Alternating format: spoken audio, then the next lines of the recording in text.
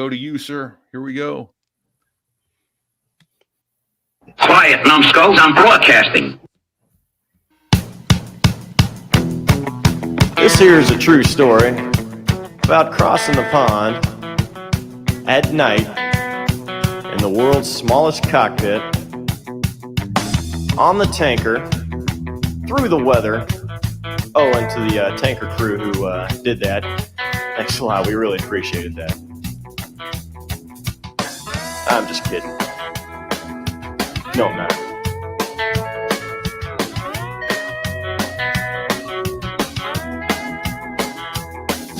Well, there I was crossing the pond, and you could see that I wasn't exactly fun. So there I was decelerating to USS Nassau, LHA-4, just off the coast of Lebanon in my AV-8A as a squadron CO. And I was number 3 in a flight of 3.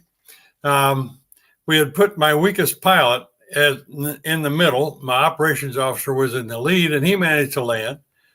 And then the second man was supposed to land at spot 7, and he gave it to Al at about 25 feet and broke off the starboard outrigger, which created quite a fury on the flight deck. And I was at that time almost at flashers, which left me with about 3 minutes of fuel remaining. And I waved off, of course. I took it around and I came back. And this time I was redecelerating to the aircraft carrier, and all the spots were full. There was no place to land. At that moment, I had a thought in my head that if I shelled this thing and ran out of gas, that would be it for the Harrier.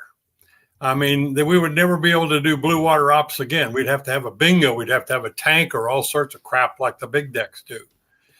And I looked at the deck, and there was an elevator right near spot 6 and 7, which might have given me a little more room. And so I kicked it cross-axially.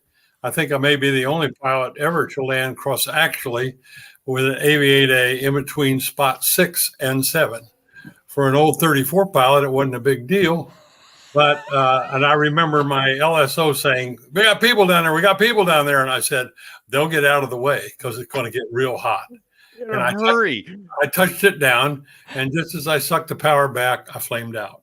No shit. And that is how all great aviation tales begin. Oh my God. Terrifying. Hilarious. The hairs of my arms are standing up. And you pissed off the Navy in the process. So good on you, sir. Repeat here, coming to you from Cambridge, England tonight. Where are you at, my co-host Fig? Hey, I'm in Kearney, Missouri, just outside Kansas City, and holy shit, that's how you start a story right there. Right on. Wow, we have with us Spice again. He has come back, and I didn't think there were any better stories from the last time, and he just set the bar at a whole new level. Welcome back, Spice. Well, thanks. It's always great to be around you guys. I'm sorry, not Spice, Sugar. Sugar. Yeah, which is how we got the call sign. Yeah, which is, for those of you not recalling, he was on an earlier show with us. Somebody helped me out with the number. W.R. Spicer, author of the 5-book series, Sea Stories of a U.S. Marine. And they are fun reads. If you spend any time in the Marine Corps or know a Marine or love them, you're going to know. So, yeah, it was episode 51 is what I'm being told. So, Thank you. Episode 51. And that comes from none other than someone known and loved in the books as Katie. So, yes, Katie. I'm very familiar with Katie, as a matter of fact. Yeah, I bet she's your favorite daughter. She is my favorite daughter, and she is the one that designed all the covers to all the books I've written, all 9. Oh, that's outstanding. But specifically the 5 books, Sea Stories of a U.S. Marine. She did a wonderful job with that. So that's fantastic. Wow. Great books, folks. Really go if you know a Marine or know how to say Marine Corps, go read the books. They are fun and amazing stories. Great stuff in there. So but yeah, let's get into some of them. Some of my favorites involve well, not only your Harrier flying, but you spent a couple weeks in a little country down in Southeast Asia by the name of Vietnam back in the day. You flew with the Ugly Angels, and we've had a couple other Ugly Angels on the show over the past year. And so let's spend some time there, I think. What do you think, Faye? Yes, let's do, because I can't get enough of that. Yeah. Especially since before we started recording on air for the podcast, that is, I related to Sugar that I got to sit in, touch, rubbed on one of the aircraft he flew in Vietnam that's been flying around as a flying museum. I saw it at an air show in Kansas City. I checked the bureau number, and I think I have about 10 or so hops in that airframe. No way. Yeah, That's awesome. it was an unusual aircraft to fly. A lot of people said, it's made out of magnesium. It had an R1820 piston engine in it, and it burned 115, 145 aviation fuel.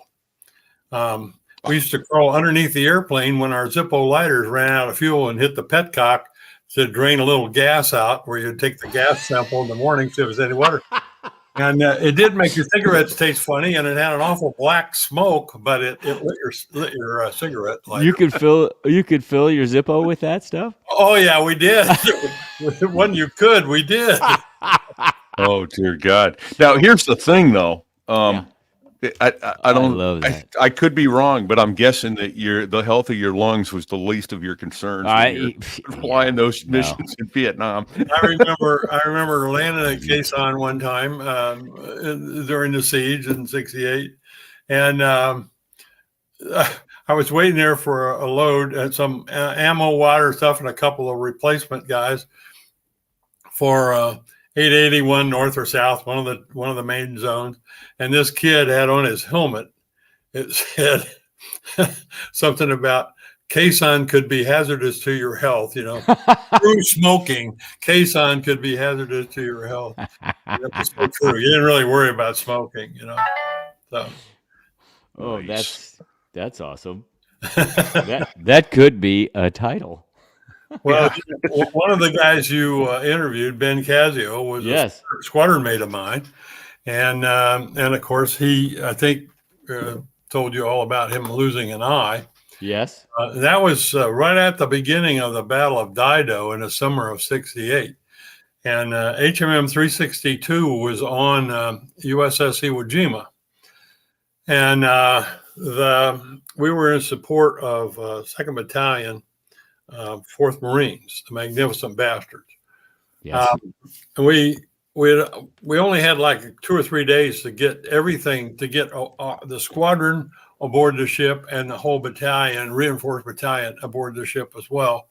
And unbeknownst to us, the NVA had tried to sneak down, I don't know, I think it was a division-sized strength unit down across, not down the Ho Chi Minh Trail, but this was right out near the beach, right. A couple clicks off the beach.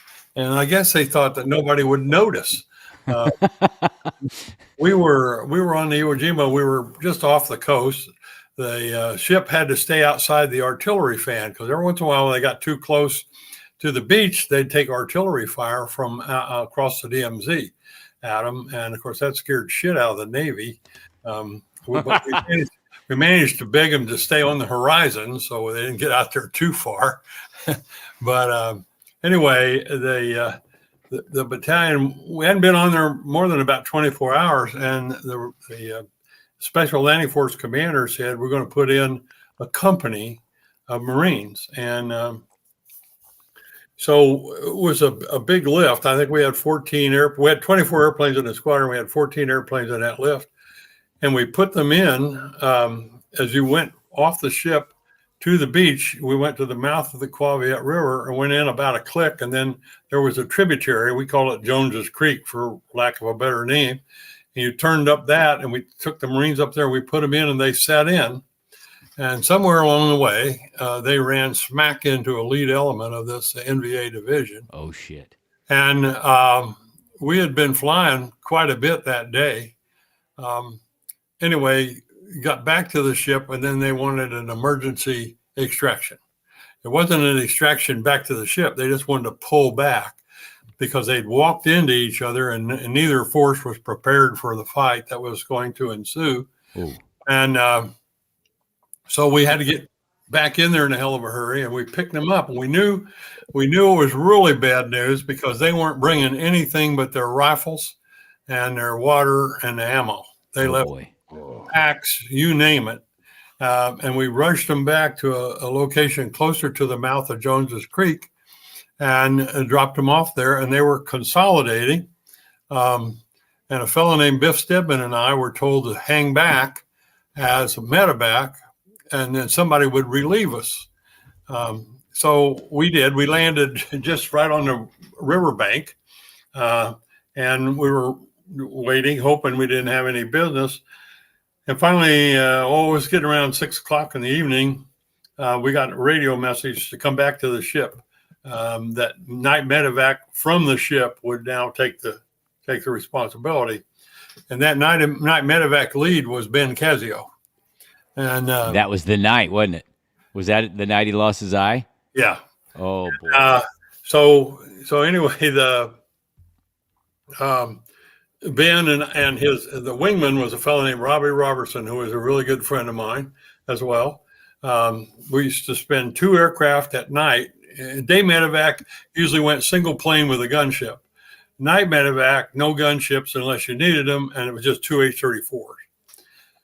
Okay. And so Robbie was dash 2 in that formation, and Biff and I, we just drew the short straw, and they said, "You're night medevac backup." What? After sitting there all day? Yeah, well, we'd been flying for about 6.5 hours that day, but that was not an unusual thing in the 34 community to do that. So you go back to the ship and then sit Went alert? back to the ship, had a little bit of chow, and watched the movie and went to bed.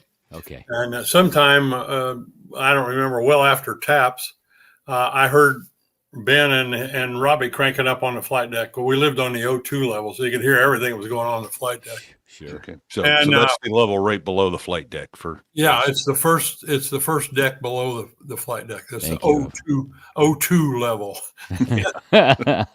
And anyway, I remember waking up and hearing them crank up, and I fell back asleep. And then just a few minutes later, it seemed like, boom, I got a flashlight in the face. And I said, Spice, you and Stedman are up.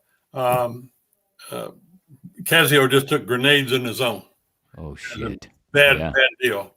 And what had happened, the story I got anyway, because I never saw Ben after that. I've never seen him since, matter of fact. They were in the landing zone, and they were all mixed up with the NVA and everything. There was hand-to-hand combat going on, and a grenade got lobbed close to the aircraft, and shrapnel came in and took out one of his eyes. It wounded the crew chief, Corporal Bays, who was one of our really good crew chief guys. And I don't think the gunner got wounded, and I don't think the corpsman got wounded. The corpsman was a guy named Doc Jones, first-class petty officer. He'd been in 362 longer than anybody, and was probably one of the bravest SOBs I've ever known. Just a real hell of a guy. And anyway, they couldn't get the medevacs out, and somehow or another, I think the co-pilot Larry Hauk, who was another friend of mine, but he was killed later on. He got the airplane out of the zone, and somebody had built a helicopter pad at the mouth of the Quaviet River on the south side of the river. And Robbie Robertson came in, and he was flying formation on him pretty well, and he told Hauk to take it to that pad.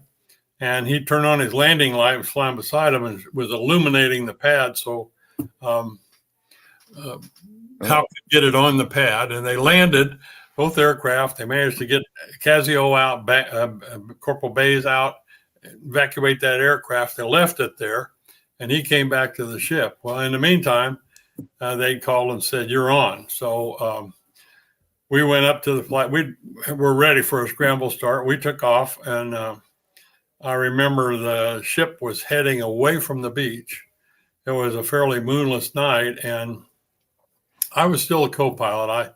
I was flying co-pilot for Lieutenant Biff Stedman, and we made a climbing left-hand turn off the flight deck back toward the beach. And I was reaching over, turning off the rotators, any lights we had. Right. The cockpit lights. And when we leveled out, you could see the tracers bouncing, Oh, shit. And I looked at Biff and I said, "This is going to be a good one, isn't it?" He said, "Oh yeah." So we proceeded on in, and the FAC, or the 1-4 was call sign was Dixie Diner, and we said, "Dixie Diner 1-4 Pest Killer Medevac. We're pretty close to you." And he said, "Can you see the tracers?" We said, "Yeah, we see." He said, "Can you see where they're crossing?" And we said, "Yeah." He said, "Well, I'm right below the cross." And that's the zone. And he came right back and he said, "There's no way in hell you're going to get in here until we get some suppressive fires out on these guys." And so we said, "Well, we're waiting. Just tell us when to come." And There you go. so we popped it up to about 2,500 feet and went in an orbit where we were close enough we could continue to sneak in there. And finally, you could see the suppression of the fires were starting to work because the tracers were going out away from where he was. And so he said, "Okay, I got 6 guys that need your help really desperately. If you want to make a run, make a run." And we said, we're coming down. And Biff shot what we call a spiral approach. A co-pilot's job was to, if he exceeded 45 degrees angle on bank, or started losing his turns or any of that stuff, you were to take the airplane and level it out. The same thing, if he got hit going in, you were to take the airplane, level it, go around. If he wasn't too bad, just hit, but he was okay, you were to go back in and get the medevacs and then get out. Right. Holy shit. In the meantime, we got a word that Robbie, the wingman, had got everybody back to the ship, and now he was refueled heading in to back us up in case we got nailed going in the zone. Right. We heard the word that Robbie had said that when Ben landed in the zone, it looked like a bicycle wheel, and the tracers were the spokes. I He was bet. all in there, and they were just going crazy at Yeah. him. But the other part of this story that we got a different version on, and backed up by Gunny, who was also in the squadron prior to. He had already gone home by this point in time. Was that Lieutenant Houck was actually hit and unconscious? That Ben flew that thing out of there blind, and he I got don't know. he got an award. Was it It's a Silver Star. It Silver was Star Star. Silver Star Yeah. with Combat V. Yeah, And- for flying that thing out blind and listening to Corporal, the crew chief, tell him, okay, bounce it, because Yeah, you got to get up. transitional lift, because they had more Marines on there than they expected. And Well- then Robbie is the one who guided him verbally back down to the mouth of the Quaviet River, and Yeah. he flew it blind. And then the Marine Corps got really cheesed when, the Navy, who was it? The captain of the Repose got mad when Ben Casio got in the seat and flew with only the ability to basically see light and dark and large objects. He A flew week himself later, back to the medevac ship. Or he flew back flew, came over and got his trash. And then they said, "Hey, you want to fly back?" He's like, "Yeah, I guess they can't tell me I can never fly again if I already have." yeah. So That he was really- co-piloted on the way back, and then he said the captain of the Repose is apoplectic when he realized that a patient had flown himself back. Well, the Navy used to get really upset. We'd come back with some battle damage or something, a chip light, and they didn't want you to land on their flight deck, and you had wounded Marines in there. And said, "What the hell are you supposed to do?" And Right. Yeah. I remember one time during that same battle, after Casio got hit, a day or so later, they were bringing Marines up as replacements, and they rigged the combination ladder, and the kids were coming out in boats, climbing up the combination ladder, walking across the the hangar bay. The wounded, they were taking the 782 gear and piling in a pile, and these young Marines that were coming in to be replacements to pick up a cartridge belt, a canteen, and a rifle, and a sack of ammo, and come up to the flight deck on the elevator and get in our airplanes. We take them back in. They were taking gear out of the pile. Gear Yeah. out of the pile from the wounded up- Marines. Yeah, they didn't have any equipment, so they were Oh just my picking up gosh. stuff that the wounded Marines have been stripped and dumped in a pile. And Sure. we were trying to issue ammo on the hangar bay, and some Navy commander comes out of nowhere and says, "You can't do this." We said, "Are you aware there's a war going on Yeah, out there's a fighting war going, there's a here? shooting war. We need the bullets, Right. You're going to have to delay lunch until we, Yeah. Yeah. Well, the Navy can't see it going on, so it's really not happening. Well, you'd see it when you'd come back and there's an airplane full of holes. You might want to think there's a war going on in there. Yeah. And Anyway, there's that. it took them a while to get the message. I think it really did. Yeah. And And you used the term there, 782 gear. For those that yeah, aren't let's talk familiar, about it's that. exactly what he just said it was. Cartridge belts, canteens, backpacks, Packs. all that stuff. That's your Yeah. 782 gear. And Right. I don't know. Does there anybody must know have been why some it's list. called What's the 782 origination? gear? I don't know, but why It's just- did they put down one peg tent, one jacket man's field? I mean, I don't know. Everything's Yeah. commas and backwards. Oh, Yep. Yeah, right. Well, okay. We'll have to do a little research on that because I kind of want to know why it's called 782 gear. Trivia Well, question. Why is it We were on 782? that when we were on that Harrier carrier. The Aviate A had a little umbrella that hid down here. There was a hole for it right up here on a canopy bow. And when you were standing close air support, 5-minute alert, you could take, and it was hot, you could take that umbrella, pop it open, and stick it on there. What? Wait, Yeah. wait, hold on. Wait. You got to. Where exactly was this little umbrella before you? It was back over here on the right hand side of the cockpit. For somebody like me, you had to know where it was. I couldn't turn and see it. But, I couldn't even see the radios. I had to do British Gobsmacked. think of everything. I They am think of gobsmacked. everything. I'll tell you who didn't think of it, McDonnell Douglas. 'Cause No. it sure didn't come in the Aviate-B. Well, You maybe sat you there and got- roasted. I was going to say, but we had a switch on the batteries that was called cab rank. And from the London cabs lining up Yes. it's a cab rank. So you were lined up for a close air support mission and you wanted to keep your electrics online. You hit the cab rank switch on the 9-switch row over here. And you had to have them memorized because you couldn't see them. Right. You It know. was down low. But Can't see everybody it. kept stealing those damned umbrellas. And we got out on the Harrier carrier and we were standing 5-minute alert a lot, screening for the big deck. And, and so we put in a request for I think 45 or something like that of these umbrellas for the Aviate A's. And we got 450 pith helmets. You remember the Yes. looking helmet, World War II helmet? Yes. Yep. So being the senior guy around, I said, okay, we'll wear them. And everybody walking around. We never got the umbrellas, but we Yeah, but wore you the got pith helmets when you were on 5-minute alert and then just throw it down to the guy when you were supposed to launch. Yo, that's Beautiful. That's too Beautiful. good. That's Hey, too well, good. Sticks, the Coast Guard already stuffed up with the answer. 782 gear, standard issue web gear such as Alice, Moley, or Yeah. Ilby, so called because the group section of the national stock number for personal field equipment is 782. Holy you go. shit. One There jacket, you go. man's field. Right? Yeah, exactly. And Oh, he wanted to Sticks, see it. you know way too much stuff, man. Hey, he also put out, we talked about when I got the Silver Star. Silver Star is the third highest award in the military, one step ahead of the DFC. Distinguished Flying Cross. Yeah. Wow. Yeah. Yeah. Yeah. I'm not so sure you shouldn't have got a DFC. Or more. Yeah. Okay. Yeah. Holy cow. I'm still trying to process the umbrella part that was hidden down on the, did you say, I think we said it was the right-hand side of the ejection seat. Yeah, it was the right-hand side back down here. Too much crap on the left side to put an umbrella, but Okay, so this just popped into my head because something triggered it. Right hand side.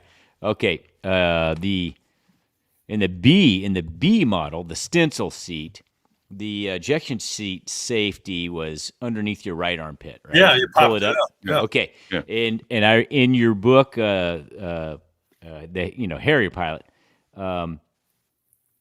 You watched one of your peers basically accidentally eject himself on the flight line because he was that was when we were transitioning between seats, right? Right. Yeah. Would you tell that story?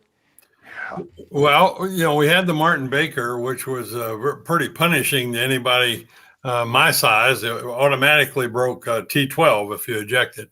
Because that was a shot. That was a charge. It was like an explosion. 40 millimeter cannon. That's what blew you out of the airplane. Wow.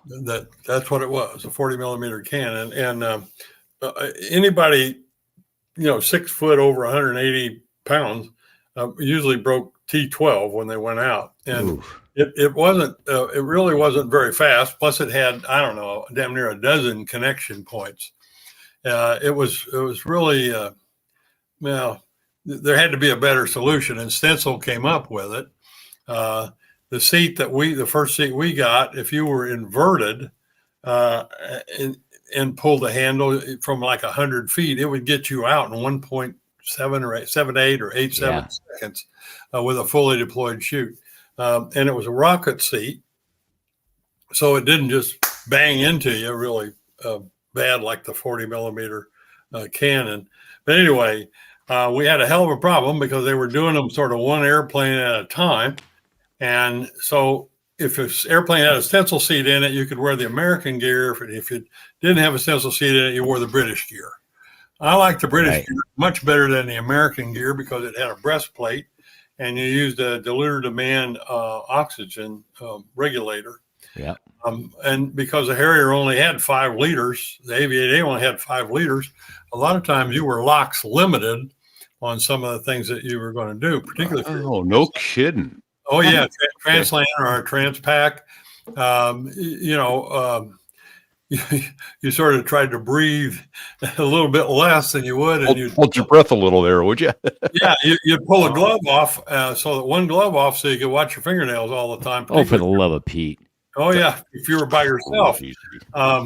So anyway, I was a maintenance officer of MA 542 at the time, and we were just having a hell of a time trying to, to sort of schedule around flight gear. I mean, everybody had 2 sets of flight gear. Right. And I liked the British flight gear, so I went to the flight equipment guy and I said, hey, what happens if you just put a piece down here on the bottom that picks up the 2 Coke fittings, and the other Coke fittings are right there? Would that work? Instead of us having 2 flight gears, we could continue to wear the British flight gear until they get finished. And he said, I don't know why not, So I went to the CO, 4790.2A at that time, said the commanding officer of a unit could modify one of anything for test and evaluation purposes. So I said, boss, how about we put in a Ramec? I'll modify my gear. We'll see how it works. He said, go for it. And we did, and it worked fine. So we gun decked the Ramec up through Syscom and everything, and it was coming back. And VMA 513 Dead A, the OIC of that, decided he'd jump the gun a little bit, and he went in and did all the modification without the Ramec being in place. So he had the whole squadron's flight gear. He had 6 airplanes. He had a 6 airplane. Okay. And so the bottom line of the story was he was coming back.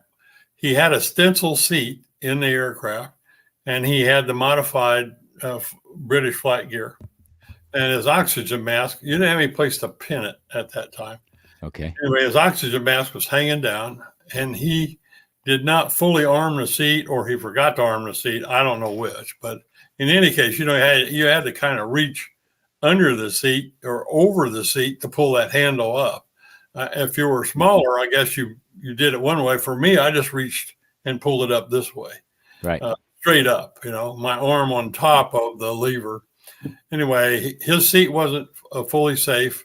He stood up. The oxygen mask hooked the lower ejection handle, and that seat hit him. And he was standing up. It hit him right in the ass. It drove him right over the canopy bow, right down over the top of the pitot boom, and the tug was backing up. He bounced off the tug and landed on the hard standing on the concrete out there on the flight line. myself and a guy named Ed Jobin, who happened to be a safety officer of the squadron, were standing out on the flight line, and Yes. we just heard this bang and looked around, and there he goes. He's already bouncing off the thing. He's the only man that has survived at that time. He's the only man that survived an accidental ejection unrestrained on the ground. Yeah, I mean, it's not strapped into the seat. Holy Unbelievable. smokes. I know. When I had read that in your book, I had to go back and go over it again. I was like, what? Wait a minute. He lived? Yeah. Yeah, Right. what? Yeah. Absolutely. He did. He set off every. I flew with him commercially. We flew a couple of meetings and things, and he had the ugliest looking forearm X-ray of the forearm, and it was a couple metal plates with wood screws holding the whole thing together. And What? he would go through the airport thing at first his body, and then he'd pull his arm through like this. And all the bells and whistles would go off. But yeah, he flew 100 days after he did that. Wow, that's incredible. That really is incredible. So I have to stop you just for a second because there's a couple. So first of all, I don't know if we've ever said this. LOX. Let's define LOX. Liquid oxygen.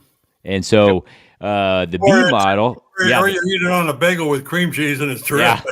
it's not what you think about LOX. So yeah, it stands for liquid oxygen, and airplanes prior to the B, like the A4, the AV-8A, all those airplanes had liquid oxygen that you would breathe instead of the. You guys had OBOGs. OBOG, right? We had OBOGs, yeah. Yes, right. we had OBOGs, which is an onboard oxygen generating system. So we were never oxygen limited. Right. Yeah. No, we thought that was a wonderful thing. Yeah, it was brilliant. And Sugar, before we go any further, I took a note earlier in our conversation because I wanted to get back to it. I got to know, and I didn't ask you last time we talked. Do you? Oh, hold on. Hey, Fig, I'm sorry. Let me jump in real quick because I got two more terms I wanted to ask him about. Oh, go ahead. RAMEC and SysCom. Well, Naval Air Systems Command. Right. They're like They own the airplanes, right? Well, they're like the Delphi Oracle when it comes to what goes on with your airplanes and all this sort of stuff. Whether they know what they're talking about or not, it doesn't make any difference. They've got the last. They think they do. Yeah, they do. Yeah, they certainly do. They have 1,000 answers and no questions. It's amazing. And RAMEC is recommended. Oh, that's a show title there: 1,000 answers and no questions. Yes. Well, there are a few of those around. Yeah. But RAMEC was recommended aviation mechanical something or other change, Yeah, and okay. it was an engineering change. That's what it was. Right. And we did that on the AV-8A. We did that several times. The British did not know what a Zeus fitting was. They had no Zeus fittings on the AV-8A. Yeah. They had these little screws, and you had to have an Allen wrench to unscrew them. Yeah. I think there were 7 or 9 on the refuel panel. So that meant that the mechanic or the plane captain had to carry these Allen wrenches with him somewhere, which was a FOD factor if he dropped. One more thing to lose. Yeah, and the other thing was on the hellhole, you had to drop this panel. They called it the ELR panel, which gave you access to the electronics compartment on the AV-8A. You could actually stand up to look at some things once you got the panel out of the way. But they were all these screws that had to be done, and they were bigger than the ones on the refuel panel. Oh, So you had Of course, they're different size. different sizes of these things. And that meant 2 different Allen wrenches. And the pilots, if you went somewhere, you had to have that Allen wrenches with you because nobody else had those Allen wrenches. Right. And so can you imagine, you fly a night hop, you come back to the ship, and they got to do a daily and a turnaround on this machine.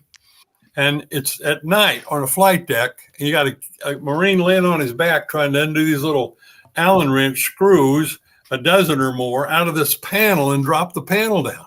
Right. It's raining, it's windy, it's whatever, and they blow out of the. Usually drop them right in the panel itself, so you knew where they were, but that didn't mean they were going to stay there. Right. No. Well, it was just awful. And we put in one of the first things I did after I got into maintenance in 542 was I called in my ground maintenance officer and I said, why can't we put Zeus fittings in the refuel door? I don't know, and so I said, well, could we, I went to the CO again. I said, can I modify one airplane, see if this works? And he said, sure. We did. It worked. And Navigator Syscom sprinkled holy water on us and said, yeah, you can do that. The REMAC came down for us to modify all the airplanes. And that really helped. And then it took a while to get the one on the ELR panel. BAE, Dr. Fazard, John Fazard, a wonderful guy, father of the Harrier, he said, oh, that's a stressed panel. You can't do that. And we said, well, we did, and it works. We're really sorry about that. Right. Yeah. So now we got to describe what a Zeus fitting is, which is, you were a maintenance officer. Please, if you would, sir. How is a Zeus fitting? How's that work? It's a cam lock device. And thank you. It's spring loaded. It's a cylindrical thing that has a spring in it. And at the end of that rod that's being controlled by the spring is two little pieces of metal that stick off the end of the rod. They go into a hole, and then when you turn it, it locks it. Yeah. So it's real easy to undo. All you got to do is put a screwdriver in there, or we had a Zeus key. Push it, you turn it, and it pops out.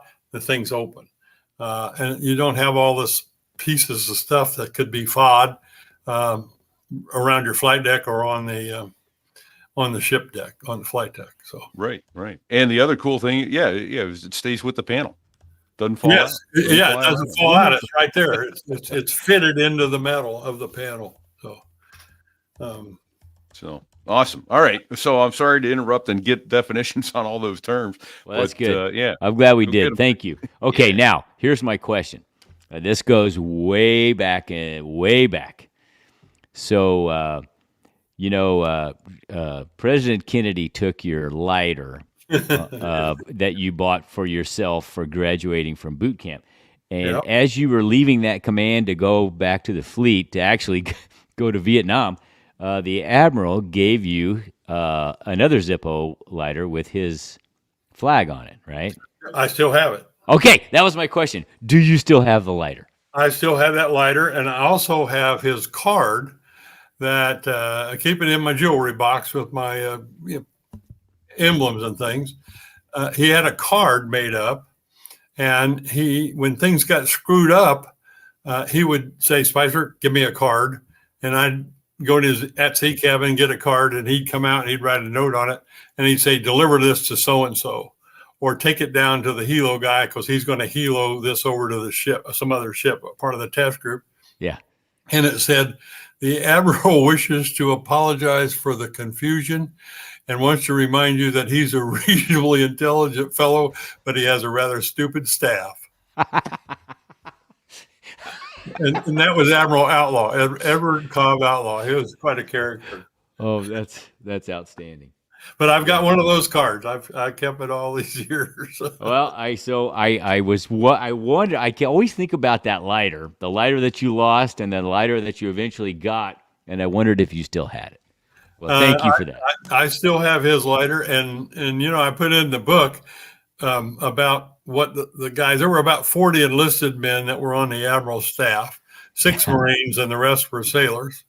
But to a man, not the Marines, they didn't ask me, but to a man, the sailors came up to me after that, and every one of them would say exactly the same thing. So the son of a bitch stole your lighter, huh? It was universal, Yeah, I love that. I love that story. I actually tell that story a lot. When I talk about your podcast, I tell that story a lot because I love that story. All right. That is a fantastic story, which even goes better to when the President of the United States asks, can I smoke on the flight deck? No one went, yeah, you don't smoke on the flight deck of a carrier. It's just not done. Yes, sir, you can. Your boat, you do what you want, Yeah.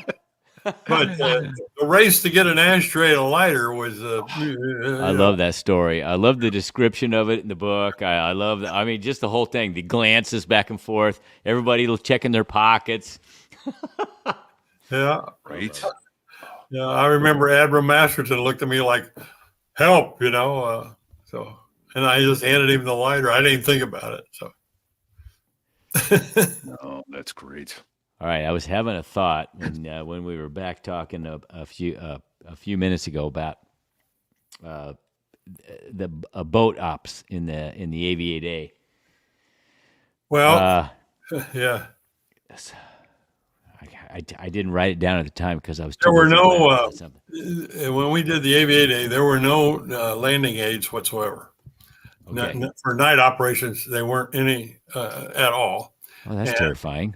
had I not been an old H-34 pilot, I would have found it really difficult. I was pretty scary as it was, but we had a fellow that was a Pax River test pilot, and he had been part of the project when they did the shake, rattle, and roll on the Harrier. You know, that's a test program where they take it out and just beat the hell out of it and see if they can break it, particularly with shipboard ops. And anyway, he decided that we would try night ops. I was in VMA 542 at the time, and he took a land-based Fresnel lens and had it heloed out to, I think we were working off the Guam then, might have been the EWO, but anyway, and he mounted it somewhere up forward on the port side with the idea we could pick the beam up and do a descending deceleration if we kept the ball centered, and we would come to a hover over spot 7 on an LPH. And it might have been good in theory, but it wasn't roll stabilized or heave stabilized or gyro stabilized in any way whatsoever. So you might be on the ball and it would disappear, you know, depending on what the bow of the ship was doing.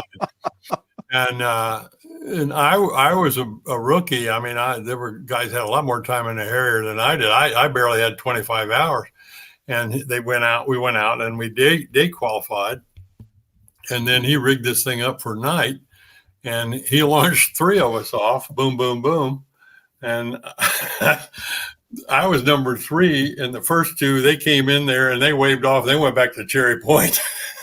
Yeah. And I brought it in there, but I quit looking at the thing. It was making me sick because it was moving. You know, you don't know who's moving, you or the landing aid. So anyway, I said, hell with it. I flew it like an H-34, just decelled to the flight deck and landed. And he asked me on the radio, he said, what do you think? I said, I think this is a losing proposition. You're going to kill somebody. And so they shut it down for a while, and they tried to redo it. And then they reconstituted that. We tried it again, and I was the one that had more night experience landing vertically on any kind of deck or with any kind of airplane. And he said, what do you think? I said, Marks Branham was his name. He's a great guy. And I said, Marks, this isn't going to work. You know, it's just, you're going to have a gyro stabilized. And we never had a night landing aid in the AV-8A. That's terrifying. I'm shocked you didn't kill somebody that first night trying it, you know. And well, I guess the seas were quiet enough. But yeah, you said they left. They weren't too bad as far as I was concerned. But the other guys, they were strictly jet pilots, and they just took one look at this mess and said, "I'm going to the beach," and I don't blame them. Right. Right. I don't either. Holy smokes. Did you, Sugar, did you ever fly the B model at all? No, I in fact, you guys know Ben Hancock? Yes. Oh, yes. Lawman. We know the lawman well. Yeah, well, okay. He was a CO at 231 one time. I went up as I was retired, and Joe Anderson, General Anderson, was a squadron commander, and Ben Hancock was a captain at that time, and he was in a squadron. And so when I went up to be a guest speaker at a mess night, he assigned Hancock to me as my sort of aide for the weekend or whatever. He was your handler. And Ben was just really gracious, and he wanted me to get to see a bee because I'd never really seen a bee up close and personal.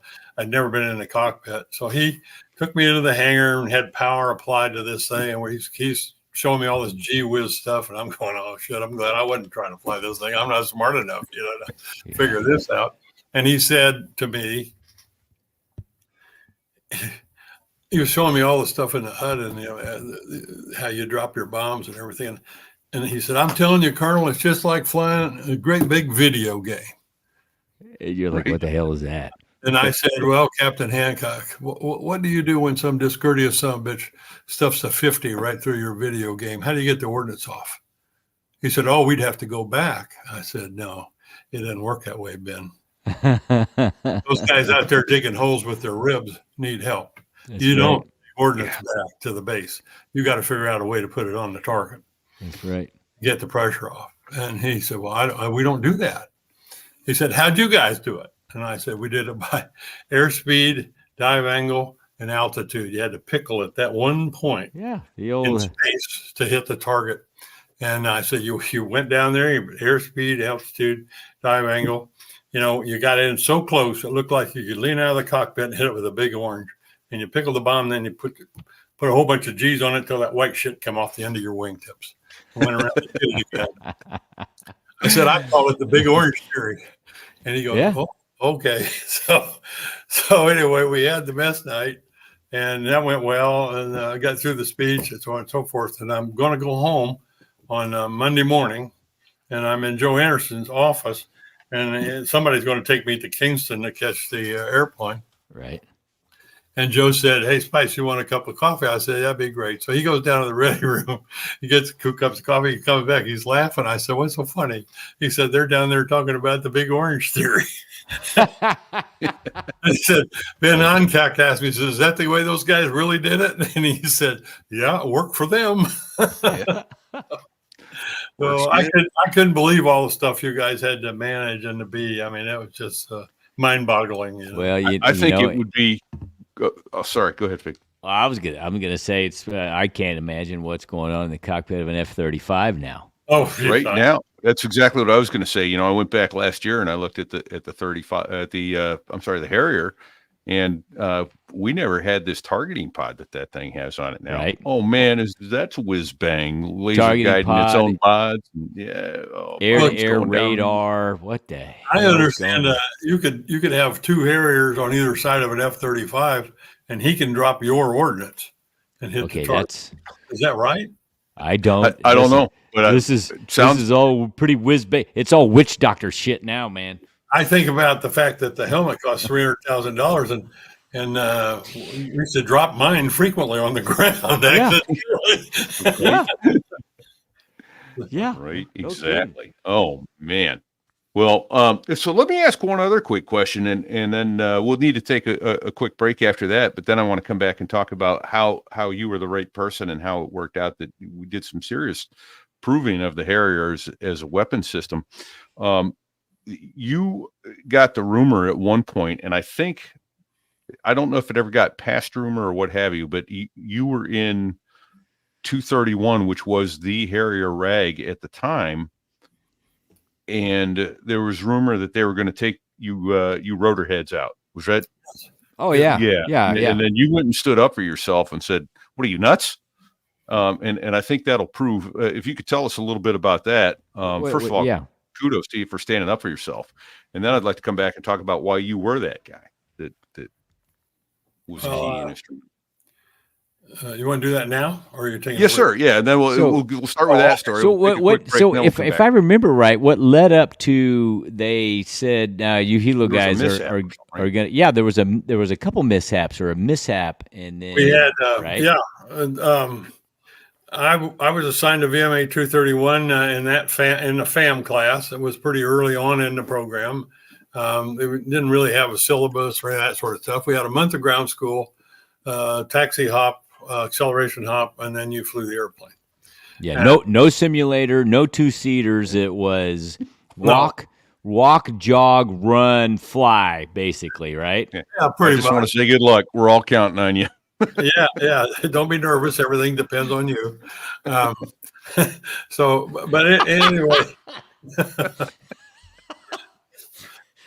Anyway, we were all up for our first hop ever. And I told you about the CO taking me up 25,000 feet and have me depart the airplane. Y'all roll intake momentum drag. and came in, and you were briefed to do a fixed nozzle, 60-degree fixed nozzle landing, which would be kind of like landing an A4. You're going to touch down about slow. 120 We called knots. that a slow landing back in, right? Slow landing. You just set the nozzles and No, the slow landing in the Aviate-A was you maneuvered the nozzles all the way through the landing. okay. You set 90% of the power. You pointed your nose at exactly the point on the ground you wanted to touch down. Sounds like a variable nozzle landing. And well, it was, but that's what they call a slow landing. Okay. Because you could be almost any speed by the time you touch down. All right. Yeah. But I'm sure they changed the terminology. But anyway, I went out on my first op. I came back. I did a 60-degree fixed nozzle landing, touchdown. And right before me, a fellow named Drax Williams, he's a retired general, landed, and his airplane did a funny little dance. The Aviate-A didn't like to land. When it got on the ground, you had to make it settle get solid on all 4 touchdown points, because it would do a little dance if you didn't, and you could lose control of it. Anyway, his aircraft did a little dance, and he got it under control. And the torque link which is a link on the outrigger that bends up and down like this as the outrigger folds or comes down. Yeah. Bent. And I came in, and the aircraft did a pretty good dance, and I was really fighting it to keep from leaving the runway. And I didn't know what the hell I'd done wrong, because the touchdown was really good, I thought. Anyway, I kept it on the runway, and they told me to turn off at the first taxiway. And when I did, one of the members of the squadron met me, and he gave me the cut sign to shut down. And I got out of the airplane, and my torque link had broken. Yes. So I walked into the thing, and my chase pilot had been a squadron CO, Lieutenant Colonel Rocky Nelson, who was a great guy and a hell of a good pilot. And he said, the debrief's out on the runway with the LSO truck. So I said, yes, sir. And I just dropped my gear, and I followed him out there. And the other guys were coming in, and the LSO was, one of them was a Brit who was a squadron leader, Hoof Proudfoot. And the other one was a guy named Mickey Taylor, who was a very experienced Navy LSO, and he was on exchange for purposes of getting involved in the Harrier program for the Navy. And one of my classmates, a fellow named Duffy Doherty, was coming in, made a perfect pass, and Colonel Nelson and I are standing there right by the 2 LSOs. And as the aircraft rolled past us, you saw the starboard outrigger bouncing. It wasn't down. That's it not wasn't good. locked. It was just bouncing along behind it. Like trailing. Yes, sort of trailing, but it would trail up, and then it would fall down and bounce back up. Oh shit. And Taylor said to him, well, as he slowed down, you know what was going to happen. It was going to drop on a wing. So as he slowed down, Taylor said, shut it down. Well, in hindsight, he might have been able to say, go to full power, go around and get him to decel and land it vertically. But we didn't know about stuff like that then, It's easy to Monday morning quarterback. So, yeah, I mean, everybody could Monday morning. But anyway, he said, shut it down. So Duffy shuts the airplane down. As it slows down, it falls over on the starboard wing. And, of course, that creates a tremendous amount of drag. And the airplane starts to make a 90-degree turn on the runway to go off the runway at a 90-degree angle. Yeah. But they didn't tell us what Cherry Point was on that side of the runway. We were landing on runway 5. On the east side of the runway, there was a 15-foot or 12-foot sort of ditch. But you couldn't tell there was a ditch there because the weeds were so high. They didn't cut the weeds in the ditch. Yeah. So Duffy goes off the runway at 90 degrees. His nose of the airplane goes into the ditch. It hits the other side. It breaks the nose off right at frame 19, which it's supposed to. But in that process, it sympathetically fired the seat. So Duffy goes straight out with his head leading the parade through the weeds. Well, Colonel Nelson started running immediately toward where the airplane went off, and I went with him. And we were we were running down into the ditch, and all of a sudden I thought about the fact that by now there was fire. And I thought, holy shit, the liquid oxygen is going to go up any second. Oh, yeah. So, and he was just running fast as he could. I grabbed him by the back of the flight jacket. I pulled him down. I fell on top of him. The damn locks went up. The liquid oxygen exploded. You could hear the shrapnel going through, cutting the weeds above our heads because we were at the very bottom of the ditch. We're getting wet. Boy. And then as soon as you heard it went by, he was up and running. And we went. As soon as we got out of the ditch, we saw the path that Duffy and the seat had made out away from the aircraft. We got to the aircraft and got to Duffy, and he was still in his seat. The gun was still smoking. I didn't know if it had fully discharged or not. And Colonel Nelson said, "I got more airplanes in the air. We got to get them on the deck. You stay with him." So he just takes off. And I managed to get Duffy unhooked from the seat. I pulled his survival mirror out, stuck it under his nose to see if he was breathing. And he was making a little breath. He was fogging the mirror a little bit. And about that time, the 46 SAR bird came in. We got him on a board, got him in there and took off. Then I went back with Colonel Nelson. And just as I get back there, another guy comes in. And he does a little dance, and he runs off the left side of the runway. Now, in the Harrier, when you open the canopy in the Aviate, a step came down. Right. All right. Yeah. So if you tried to, if there was something holding that step up, you couldn't open the canopy. Right. Well, he's down in the ditch. The engine's running. They're trying to get him to shut the engine down. He's not hurt. He managed just to sort of slide down in the ditch.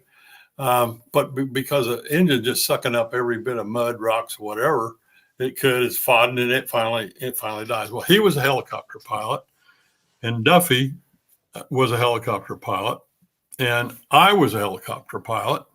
And unbeknownst to all of us, of course, they immediately started trying to find an scapegoat because we had another crash. So we'd had one fatality and two other crashes, plus Drax Williams had had a problem, and I'd had a problem. But Drax was a jet guy. He was high and wonderful. Nobody thought anything about that. So they wound up, they relieved Rocky Nelson. It had to be his fault, of course. Sure. And then they checked all the servicing and everything, and it all boiled down to it. The Brits had, I forget, Daddy Rotal or whoever made the outriggers, had changed the friction dampener at the bottom because they thought in the models, the older models that we were flying, that the outrigger wheel castered too freely. So they tightened it up because they thought we were castering too much when we were doing shipboard ops. But they didn't tell us that.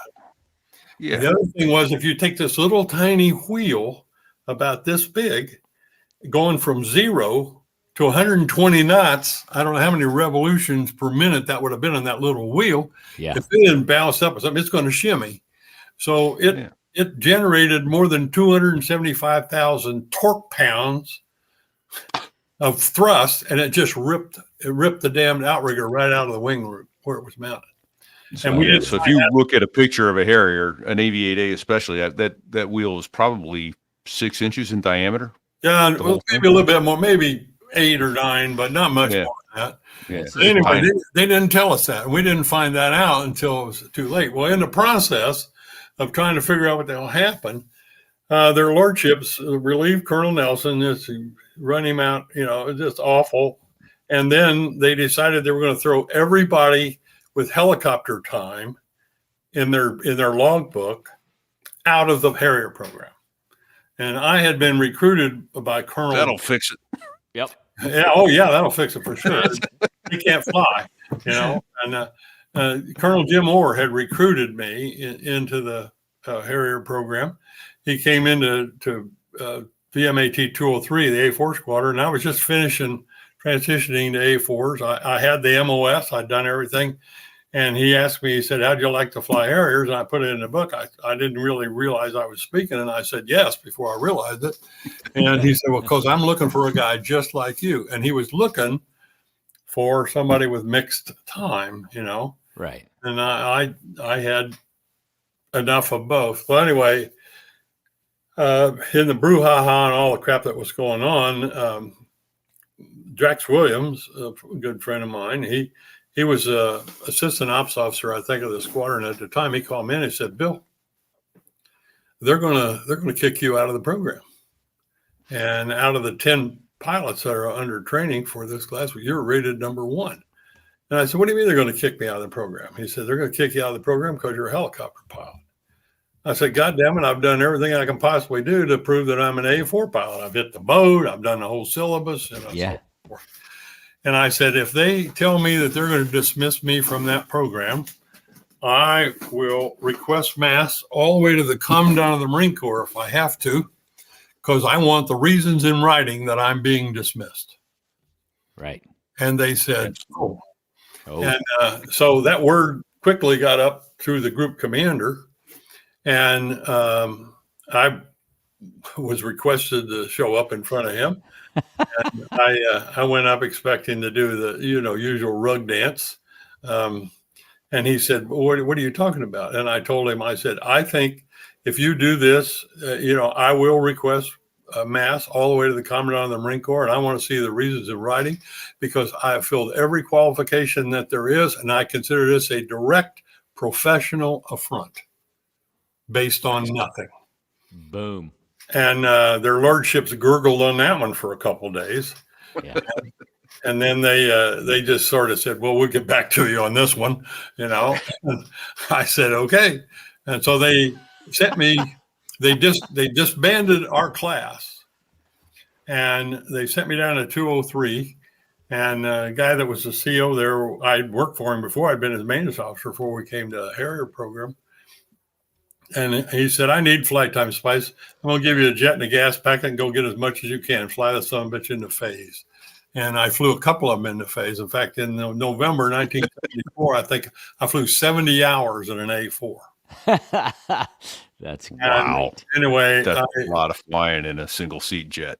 when I came back at the end of that time, I don't know whether it was the commanding general or the group commander said, "No, you can't kick somebody like that out of the program." So anyway, after all the dust settled and they decided they were going to start training again, Colonel John Biote and myself, he was a captain then, I was a major by then, we were a class of 2.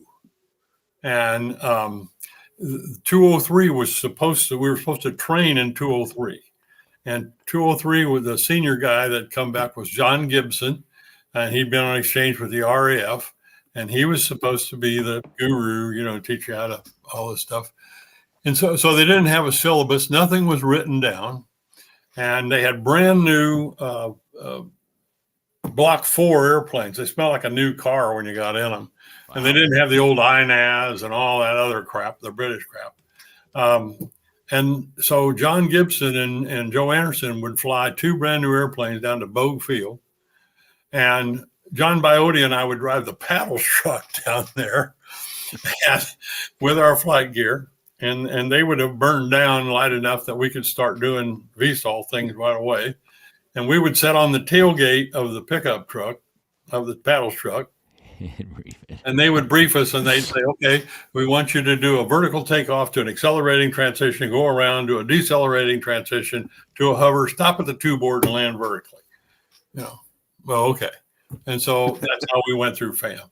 And then when we got back, they would set us on the tailgate, and they'd say, "What didn't we tell you?" Yeah. What went well? What could have gone better? Did something happen that you weren't expecting? And it was just that way. I mean, right. It really was funny. And I remember I guess in regular training in the T or something, you did one of those things at a time, but they had us doing all 2 or 3 at once. And the very next hop was we were supposed to do 65 stow, and then come back around and do a braking stop decel to the 2 board and come to the hover and land vertically. Yeah. That's sporty. Jesus. That is sporty. You talk about eye watering. I'm telling you, and Gibson was going to mark you down if you went past or you fell short of the two board. You had to be at the two board. Unbelievable. And I remember coming in there. I was still pretty good rate of knots, and I stuffed that son of a bitch in the braking stop. It came up on the power, and my eyes started running with tears. I mean, it scared me so bad I didn't know what the hell was going to happen. And of course, when I got out of the braking stop, I came out of the braking stop and I went to put my hand on the throttle. I hadn't learned yet. You know, you don't have that anything loose there because I caught the nozzle lever. Yeah. And it shot me forward out of the hover stop to about 70 degrees of nozzle. So I started rocking forward, and I thought, well, I'll just do a rolling vertical landing, and they'll probably kick me out of the program because I wasn't briefed to do it, you know. So, yeah. But anyway, that's the way it was, and we went 13 hops, and they sprinkled fairy dust on us and said, "You're done." Repeat that. This is why those Aviate-A guys were legends, because they actually flew the living shit out of the airplane just trying to learn how to fly it. Well, yeah. That was funny. Yeah. But that's the story. It's maybe a longer version than you wanted, but no, that's great. And then so a couple more quick terms. Request mast. Explain what that is, please. Well, if a Marine has a grievance of some type, he can go to his commanding officer and he can request mast. In other words, he allowed a day in court to express his discomfort or whatever his problem is. And if the squadron CO or something doesn't give him the answer, first level of command doesn't give him the answer, he has the right to go up to the next level. So you could start at the squadron and theoretically go all the way to the commandant of the Marine Corps. There you go. Have your day in court. So it's a very effective tool, and I think it's something that the Marine Corps has been very wise to keep in over all the years. Right. It's good leadership, the ability for to access the levels of communication. Yes. So that's awesome. There was the other one was flying into phase. I was going to say that too. There we go. Great minds think alike, Fig. What does flying into phase mean? So you go down to your local Jiffy Lube and you get an oil change, right? Yeah. Right. At 5,000 miles, say, and they lube your car, rotate your tires, all that sort of stuff. Sure. Check all the fluids. And then at 5,000, you drive it for 5,000 miles, a little light comes on your dash and says you're due for maintenance. You're going in to have your car maintained. It's the same way with the airplane. Various airplanes have various lengths of time before they are scheduled for a set of maintenance procedures. And those maintenance procedures may include, checking the tires or checking the hydraulic fluid or checking the oil in the engine, or it might be actually some disassembly where they take a part of the airplane apart, take a look at it to see if it's fatigued or wearing out, like an O-ring or something like that. And sometimes on a scheduled maintenance like that, you could replace all the O-rings in the fuel system or something like that. Anyway, they're called phases, and each phase is done at a certain number of flight hours, and each phase is somewhat more complex than the first phase. Right. That is an excellent description. Thank you. That's a great analogy of it. Yeah. I would have really bastardized that up. Well, we had a hell of a time with the Aviate-A because we had the not invented here syndrome. And of course, Naval Aero Syscoms was really an enemy of the airplane, I think, early on.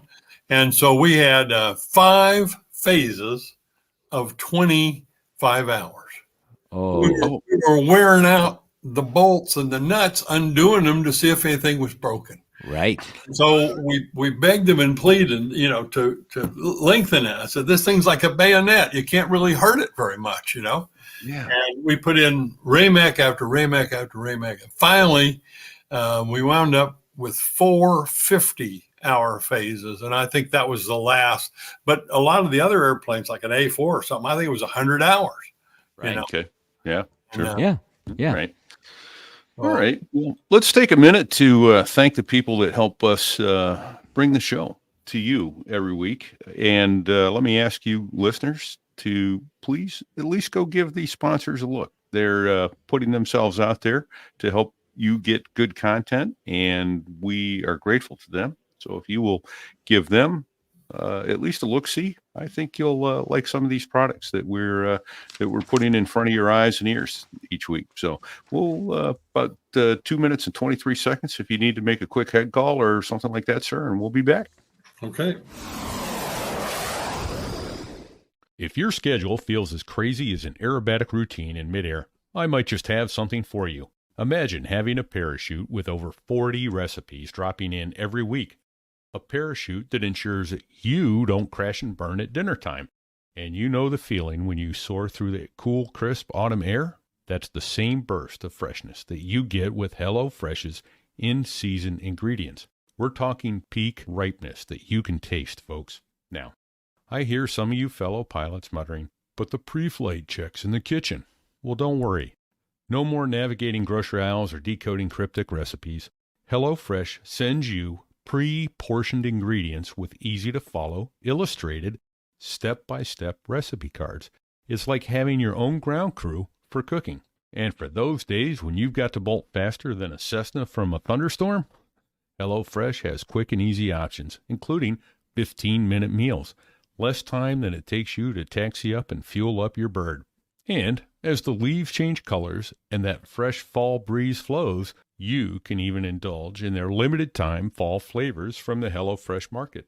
I tried the mini pumpkin cheesecake the other day, and let me tell you, it felt like soaring over a pumpkin patch. Well, I've always enjoyed the satisfaction of making a nice dinner. I've never learned properly or been trained on how to do it well and efficiently. Since we've been HelloFresh customers, I've successfully made what I would consider very complicated meals. But they weren't.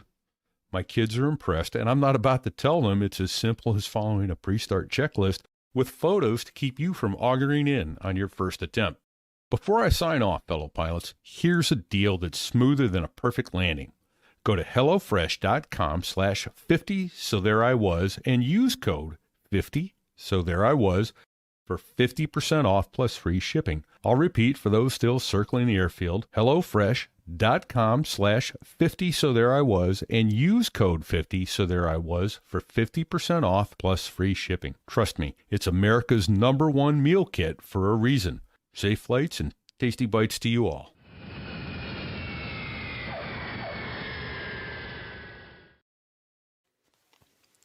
All right. So they wanted to kick out all the helo pilots because that'll fix things. Never mind that it was a mechanical problem or anything like that.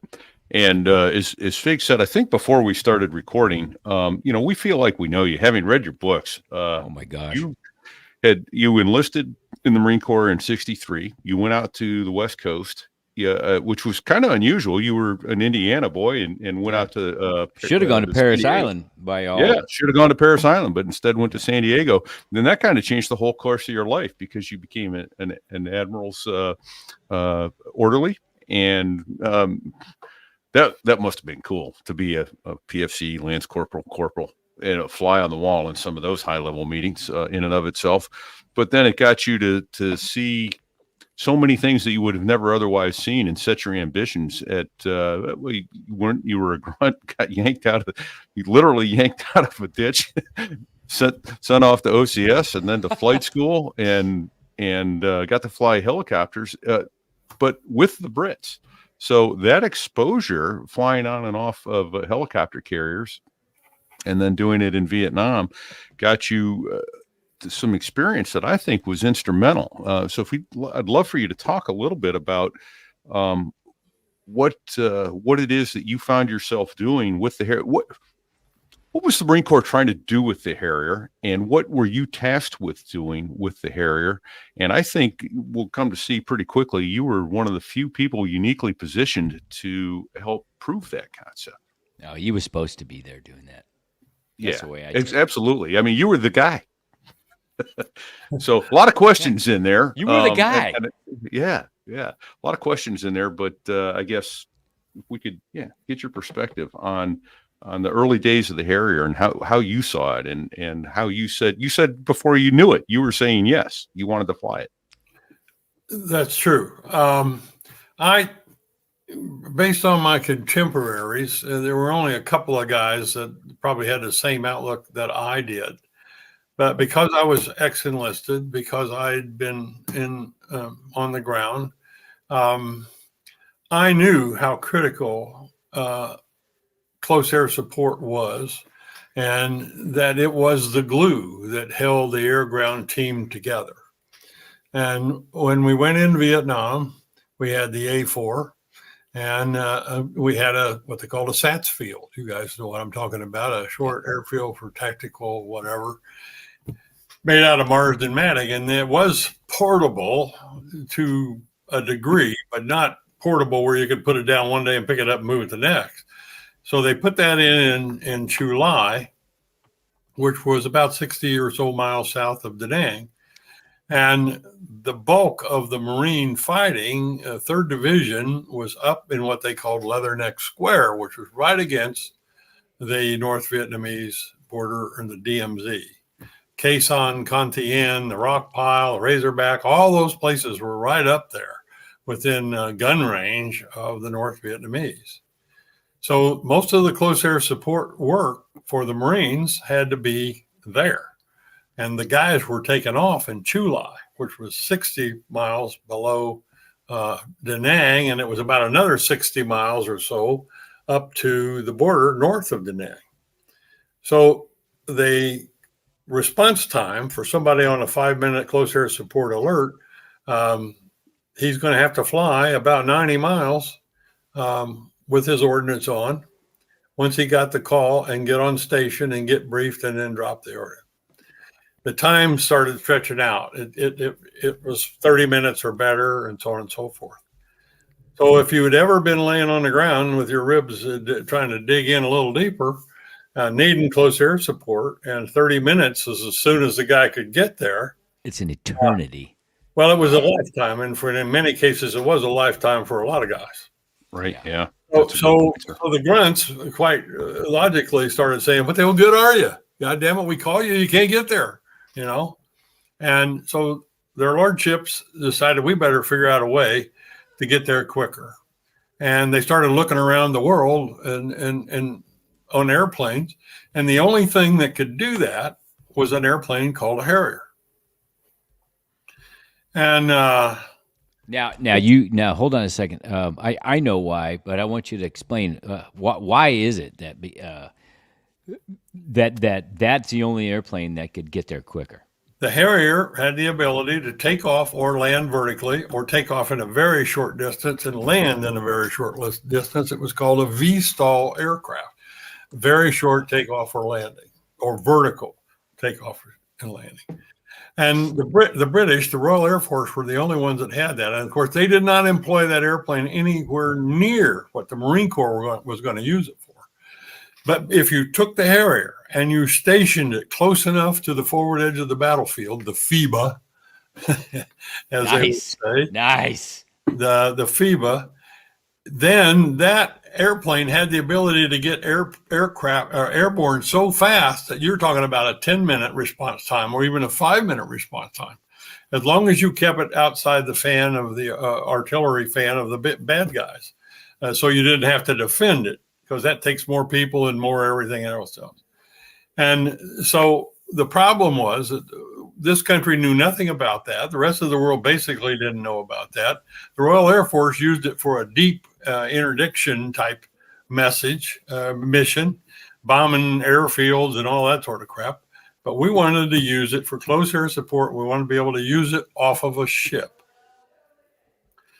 Okay. So in their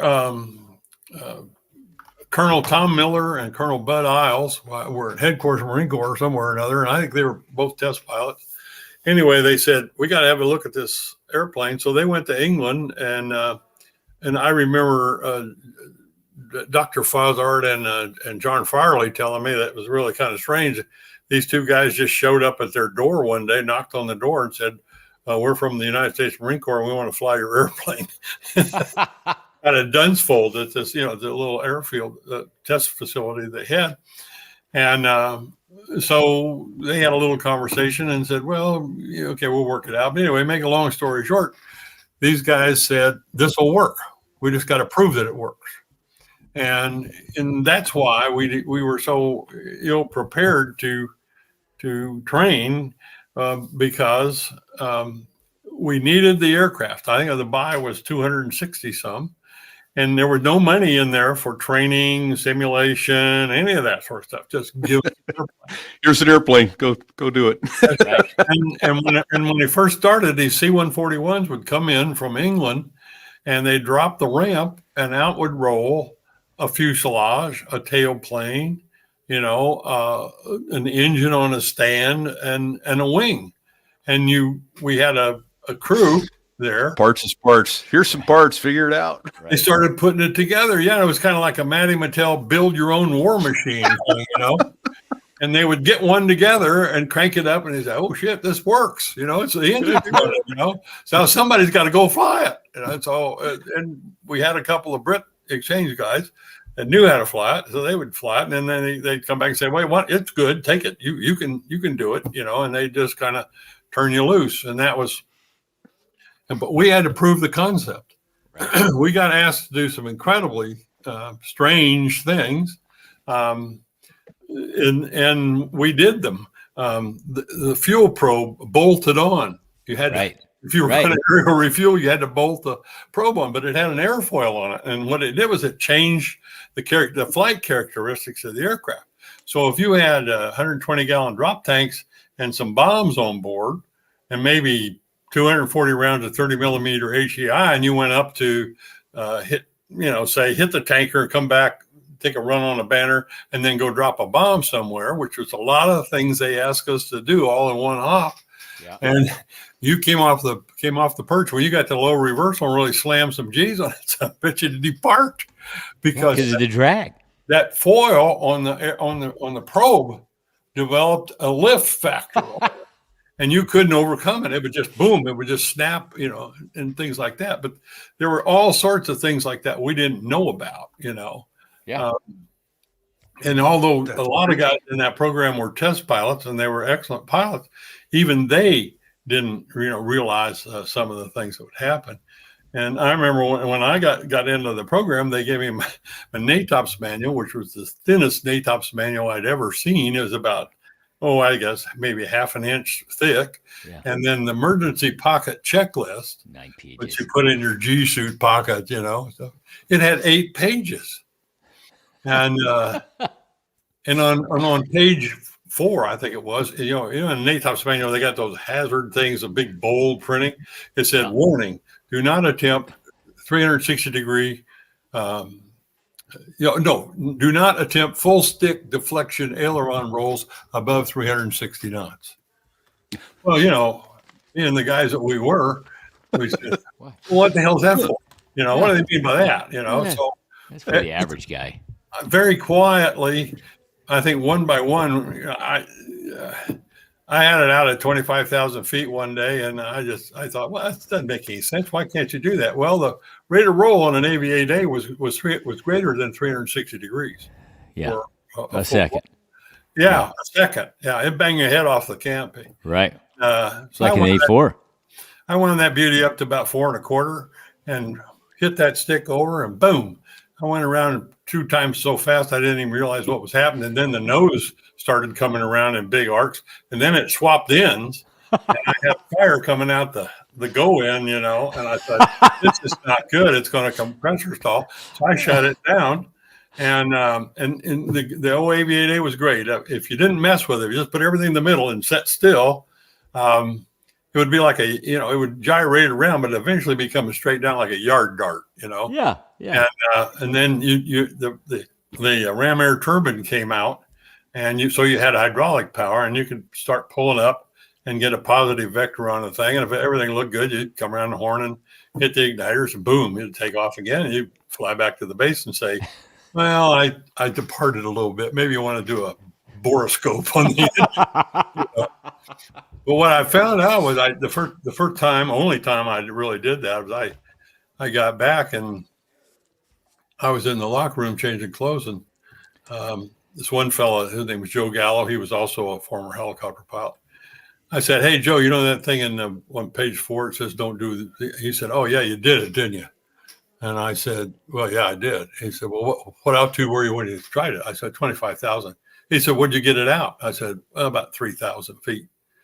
He said, And of course, you're supposed to punch out at 10 if you're out of control. Yeah. And everybody believed that you're better to be dead than look bad. Well, every time. We weren't about to get out. That's an adage of naval aviation, isn't No. it? It's better That's to look good and die than live and No. look stupid. That's it. And, so Joe said, well, hell, you did a lot better than I did. I said, I was below 3,000 feet when I got it out.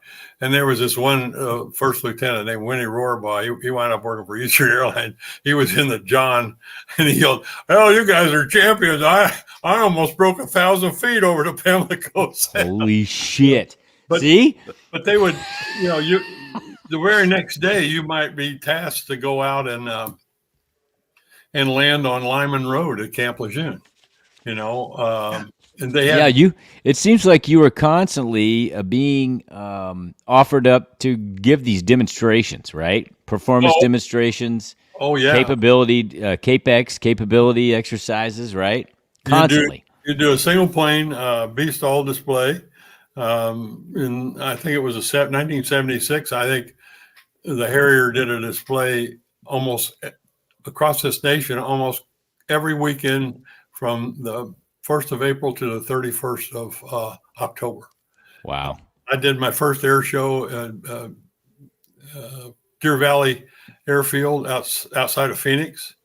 And I did my last air show that year at Wheeling, West Virginia, on this airfield that looked like a carrier deck. It was on top of a mountain. They just leveled it off. Wow. Yeah, you did. And of course, Lord help you if you made a mistake. Right? Oh, sure.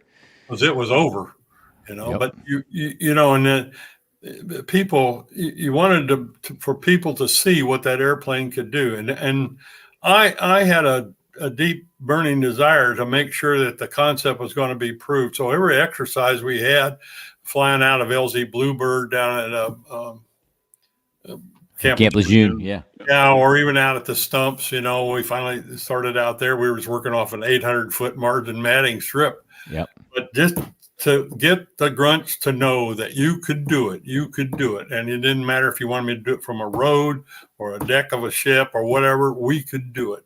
We were going to prove the concept. And that first part where you said, there I was, and I was talking about the Harrier carrier, I think that was probably the one thing that we were able to do on the national scene of defending this nation or being a weapon system for this nation was the Harrier carrier. And I don't know if you know how that came about or not, but No, let's.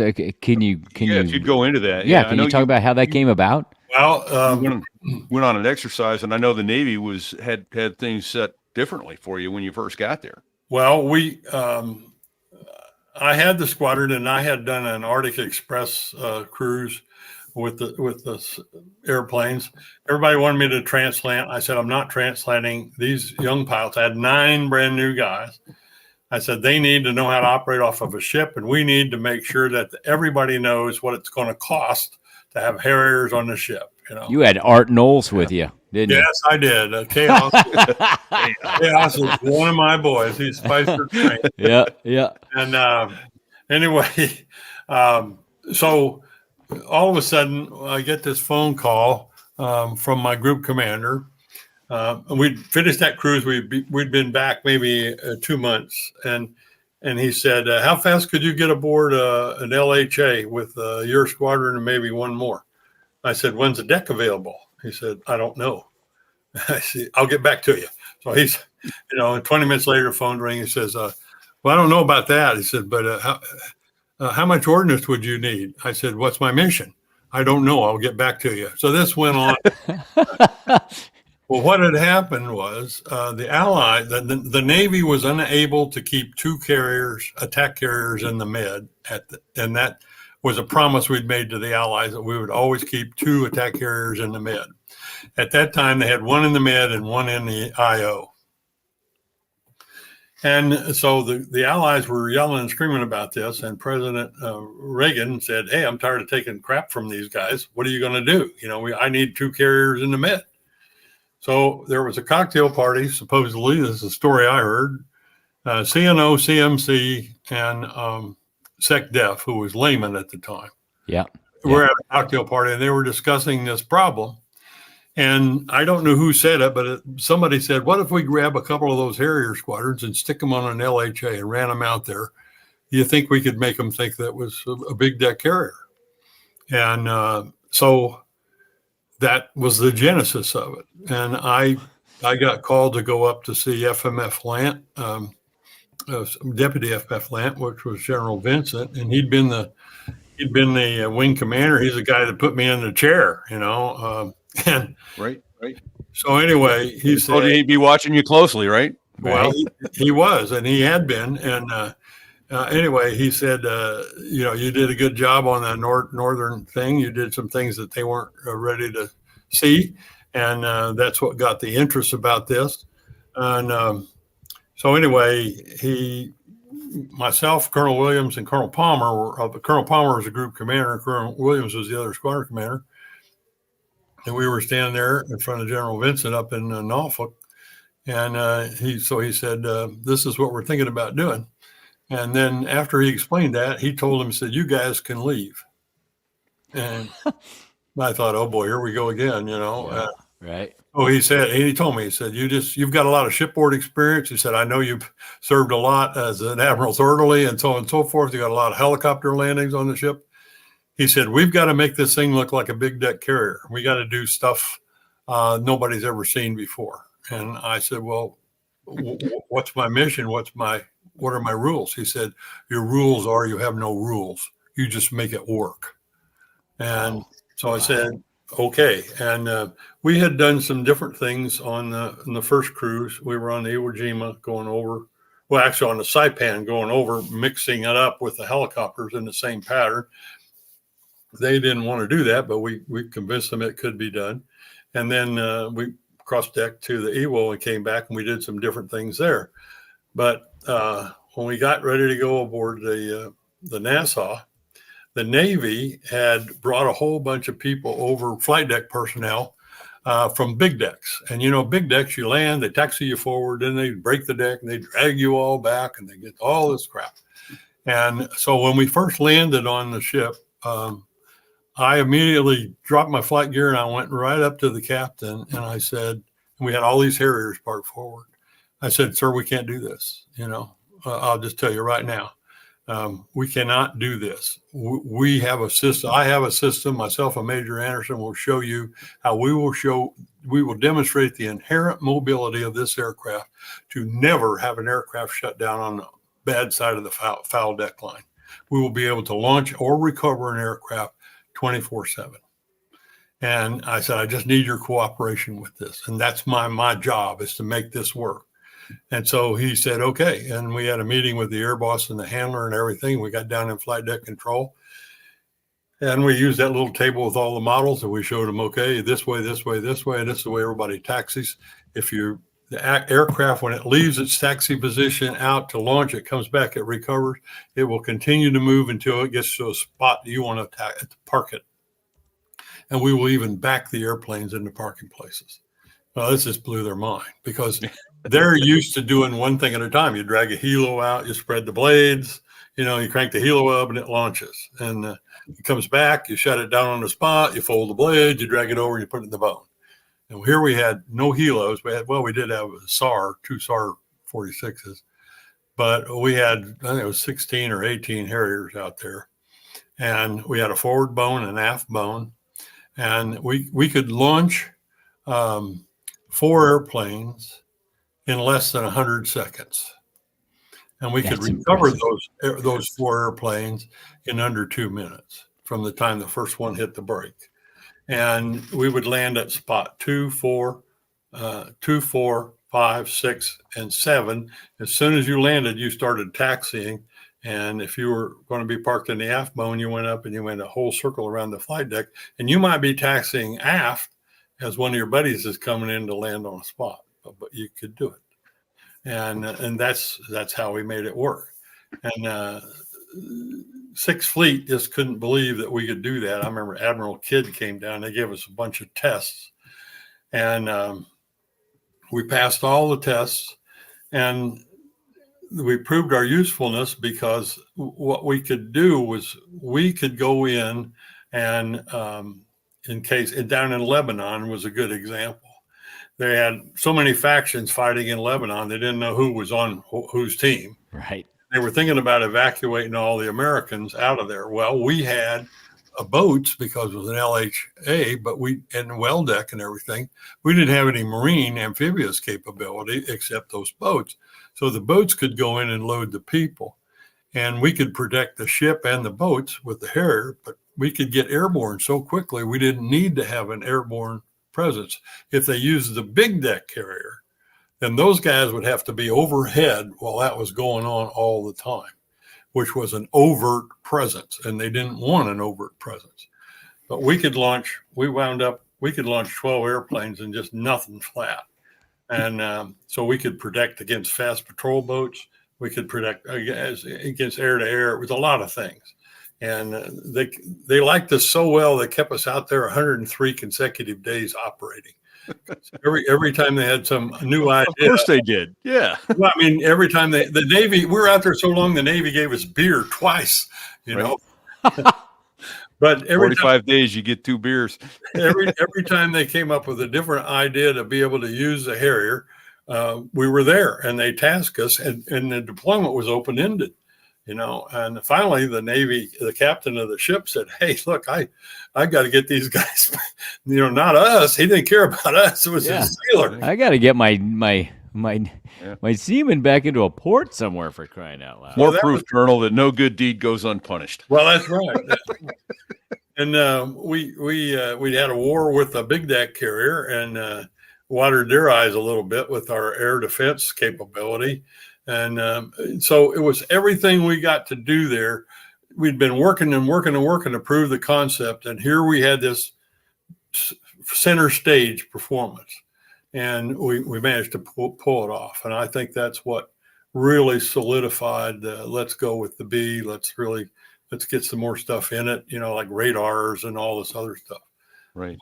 But that's why I think that, you know, that I stated earlier that you were the guy. Your time on a helicopter carrier led you to understand what it is you need to do in order to be able to do that. How many guys would have shown up that didn't have your experience, said, "We're parking your airplanes forward," and then it would have been just a total third tornado trying to get launched and recovered.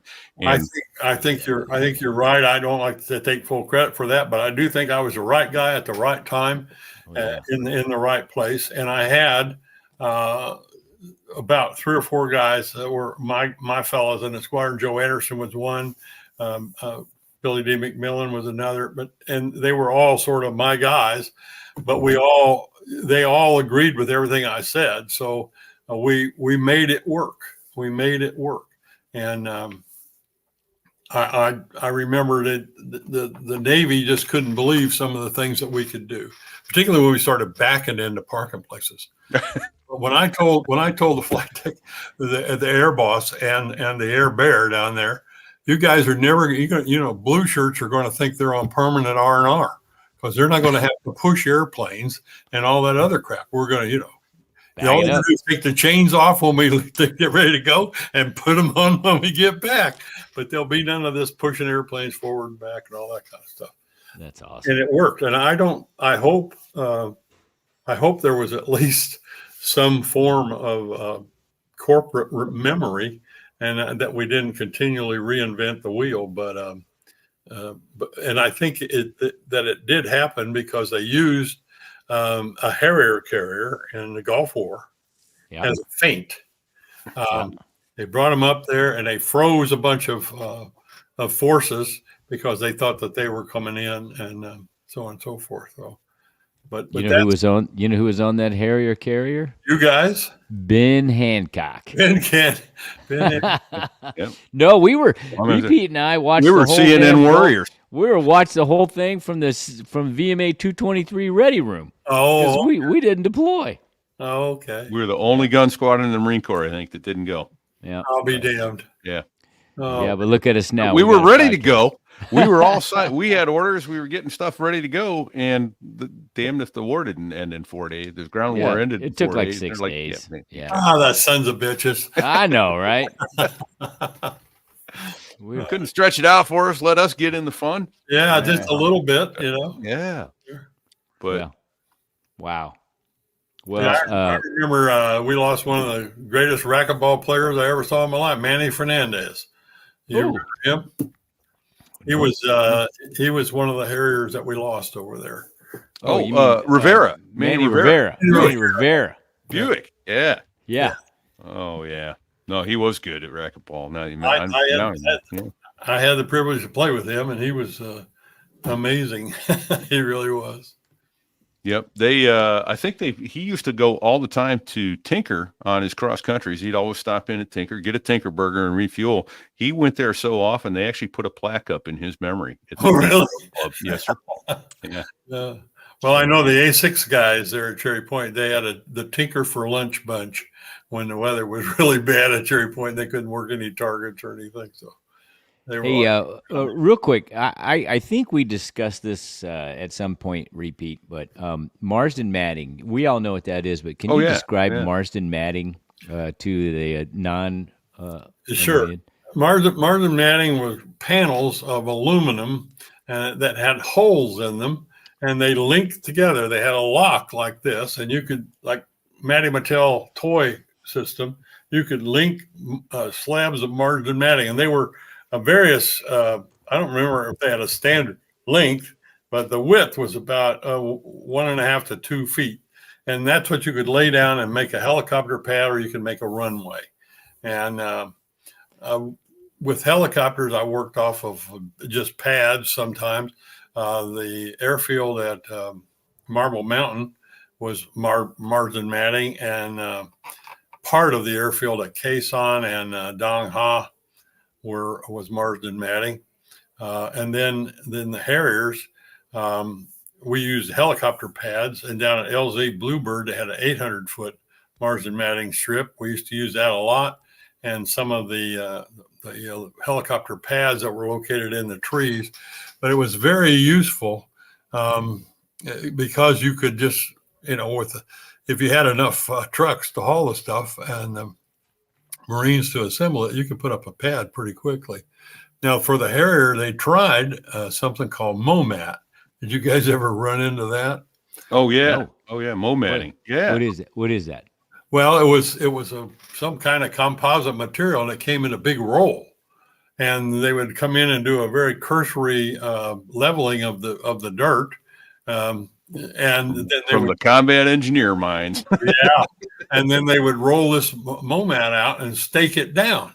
And you were supposed to be able to operate Harriers off of it. Well, the very first one they came out with, they got us. We got fragged to go down and do some landings and takeoffs.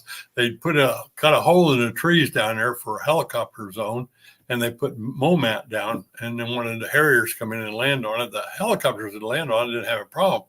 Well, we go down. We do a vertical landing. We taxi off the hot spot, taxi back around, and get ready to do a VTO. And I did this VTO, and I remember they didn't call them LSOs; they called them landing site supervisors, right? LSSs. Right. Yeah, and I forget who was the LSS that day, but anyway, he said, "Don't move, just hold what you got." And I said, "What do you mean?" He said, "You got a MOMAT pad flying formation on you." Oh shit! And when I had gone to full power and lifted, the mat came up with me, and it just drug it up to about treetop level. And so I said, "What do you want me to do?" He said, "Well, I don't know. I have no idea." And so I said, "Well, I'm going to try nozzling out, and hopefully it'll fall." And it did. I just started nozzling forward, and it whatever how down it came. So they re-rigged it, and then the next guy come in a few hours later. What you got? Same thing happened, only not quite so bad. But one edge came up. And then as he was going up, the whole mat flipped over into the woods somewhere. And of course, unfortunately, they had a bunch of moo-ha-has down there to see how it was going. Yeah. And they were running for their lives, I guess. Yeah. Okay. Guess this ain't going to work. But I did later on when we did go to Norway a couple of years later when I was a squadron CO. The engineers put a MOMAT facility in at the end of a Norwegian fjord, and it worked. I don't know what they Oh, did, no kidding. Okay. but it worked just fine. Bigger stakes, maybe. I don't know. I never Do did that thing now. never did know how they, but I took 6 airplanes. We went in there and spent the night on the beach with the helicopter guys. So Was it summertime or wintertime in Norway in that fjord? fall, it was in the fall. It was Okay. chilly, but it was okay. Well, would it surprise you that we went to Norway above the Arctic Circle in February Oh, for an exercise, and it was horrible. yeah, I did 4 months up there in Bardufoss, 400 miles north of the Arctic Circle Okay. with the Brits, and flying Wessex Mark Fives and Commando and then doing that sort of stuff. But, it was really cold and very dark. Yeah, I was going to say it was dark all the time, but at least it was freezing cold. So Yeah, so we had that going for us. Well, it was so cold it couldn't snow. So. Yeah. Wow. So, of all the aircraft that you've ever flown, I think I know the answer to this, but I'm going to ask it anyway.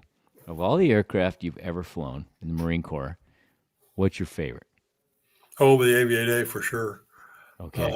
Yeah, that was just amazing. I put it in the book, on my very first takeoff there at Cherry Point. Oh, where have you been all my life, right? Where have you been all my life?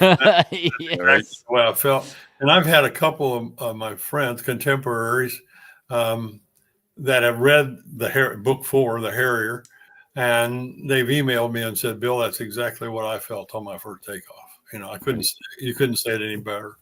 So, Well, I could reiterate the same thing. yeah, an amazing bird. An amazing bird. Hey, one thing I will mention here, and I hope I'm not breaking bad news to you at this point. I maybe, but so you mentioned in your book that you were in the ready room, and I forget the name of the lieutenant colonel that walked in and asked you if you wanted to fly Harriers. And you were like, yes. And he's like, okay, I'll get you orders. And he turned around and walked out. And you said, well, I'm sitting there, and the duty officer was sitting there. It was the only other guy in the room. It was Lieutenant Denny Brandstetter. And oh yeah, Denny Brandstetter. Yeah. So I just wanted to mention that was one of the joys of reading the book for me was a lot of these names I recognized as they came up, and Denny was one of them. I didn't fly with him in the Marine Corps, but I did fly with him at my company. And I'm sorry to say we lost him a few years ago. I always wonder what happened to him. He was a great guy. I liked Denny. Yeah, he was a DC-10 captain, an MD-11 captain, and sadly we lost him a few years ago to cancer. Oh shit! Well, he was he's also a great baseball player. He had a little minor league experience. Yeah, I remember him well. He was, but the guy that recruited me at that time was a lieutenant colonel. His name was Jim Orr. He just passed away here not too long ago at the age of 87. So it's a good guy. He was very. I don't even remember what his job was. I think he was a headquarters Marine Corps, but he came through there and he was picking guys off and sending them to Harrier program. And I think a lot of people didn't realize this. When I came back from England, I went to amphibious warfare school. Right. And that's one of my favorite stories. I know. I like that story too. Yeah. I like that story a lot. But anyway, the monitor was a guy named DEP Miller. And the first thing he asked me, anyway, I got this note to call him. And so I called him up and he said, hey, Bill, great job with the Brit, blah, blah, blah. Said, have you ever thought about flying fixed wing? And I said, well, I just figure I'm too far down the pike as a helicopter pilot to ever get to do that, but I'd love to fly fixed wing. So he said, well, why don't you put in for fixed wing transition? And I, being an idiot, I said, how do I do that? And he said, well, you take an AA form and submit it and headquarters Marine Corps, and the board will examine it. And he said, I'm on the board. I think your chances are good. So I did. And about a week later, I got a call from him and said, congratulations, you've been selected for fixed wing transition. And when it came time for me to get orders to do that, the war in Vietnam, they didn't know what was going to happen. And So he came down as they usually do and was talking to the guys. And he said to me, he said, Bill, if I put you through now, you're going to get the bum's rush transition and you're not really going to be too well prepared to get back overseas. He said, but if I'm just desperate for helicopter guys. And he said, you're a Sikorsky guy. And he said, if you'd go back to Westpac for me or Vietnam for me one more time in helicopters, I'll bring you back and give you the Cadillac transition. So I did that. But I noticed when I came out of country and came back off the ship and got back up to Okinawa, where we're all piling up on the rock, a tremendous amount of my classmates who were A4 guys had been forced transitioned into helicopters. Weird. When I came back and transitioned to jets and then wound up at Cherry Point, all those guys were in the Harrier program. So I think the plan was right then and there, they were gathering up A4 guys mostly and putting them in helicopters, give them some helicopter experience and bring them back. And they were going to use them all in the Harrier program. Okay. How about that? Everyone I knew, A4 pilot that I knew knew well, there were some that they weren't going to make it anyway, but the good guys, all the A4 good guys wound up in the Harrier program that I remember from amphibious workers. There was the rumor, anyway, from the guys that we met when I was a lieutenant in my Harrier squadron, and I would meet somebody that flew the A's, and I would start asking, okay, tell me about in the A's that the original A guys, guys like you, they weren't putting nuggets in the A back in the beginning. You had to have combat time and another airplane or something like that, right? Yeah. No, I don't think I recall anybody in first squadron. I went to 231, but I wasn't in there very long. But when I got to a gun squadron, 542 was my first squadron. I don't remember anybody that wasn't a combat pilot. Right. So guys like Art Knowles, those were the first nugget guys, right? Yeah. And that's when you were the squadron commander. So that was. And myself and a guy named Pete Brownsville, we both wound up as squadron commanders as majors in the Harrier program, which was pretty rare. Yeah. And the other thing about that was we were the first generation of Harrier pilots to bubble up to the command level. Before that, all the guys that were given command of a Harrier squadron were not Harrier pilots. Right. They came from another fleet. Right. Yeah, like a couple of your COs you weren't even qualified in the airplane yet. And one guy was a CO for about 3 months before he flew the airplane. That's great. Let me go. I want to try. Unprecedented, really unprecedented, right? I don't know what the selection process was for COs back in those days. Every once in a while, you see one. It was maybe he was on somebody's team and they rewarded him, Sure. with command. But I never did know. They were a little different. Well, every time I get to hear your stories in person, it makes I feel like I know you very personally just because I've read all the books. But now, I hear the stories. I'm hearing you talk. I never want it to stop. And I know we've been talking a long time. Yeah. I just don't want it to stop. I might just have to come to your house with a bottle of, what do you like to drink? What do you like to drink?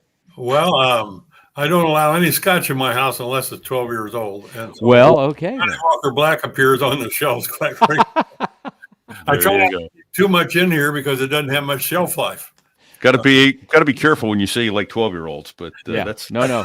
I have standards as well, and I do like scotch. I've been on a Balvenie 14-year Caribbean rum cask kick for quite some time, which is actually what I'm drinking right now. Thank you. Oh my.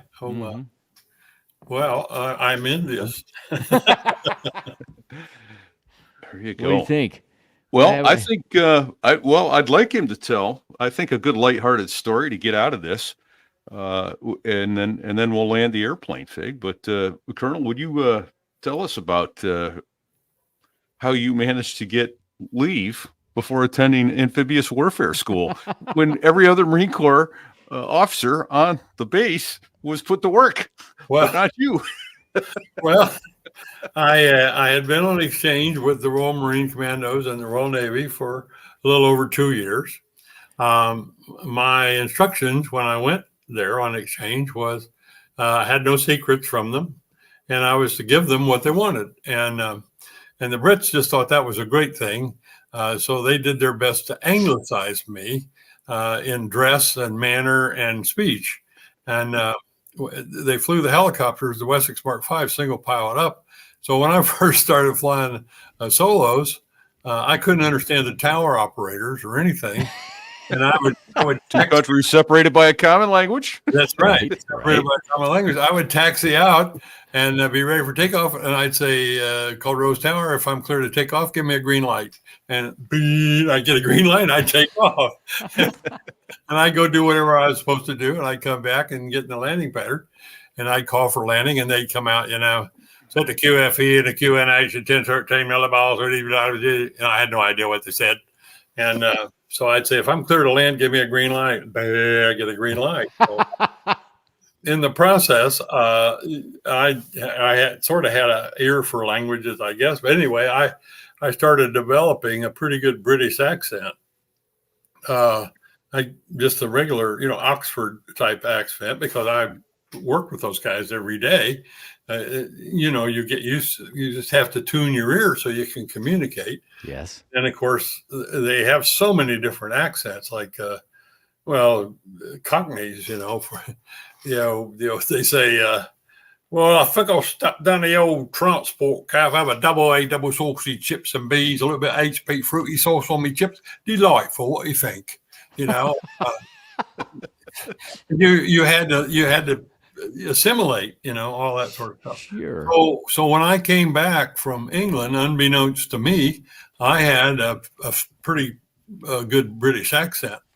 And I'd had a lot of clothing made over there because they were trying to turn me into a gentleman. And so when I checked into Quantico, I went in, I was in civilian clothes, or as the Brits would say, me mufti. And I probably needed a haircut, at the same time. And I turned in my OQR and the orders and everything. And this fellow said something about assignments, and I said, just in the way I was speaking, but it probably came out in British. I said, well, I wouldn't mind a spot of leave. I haven't had to leave in several years now.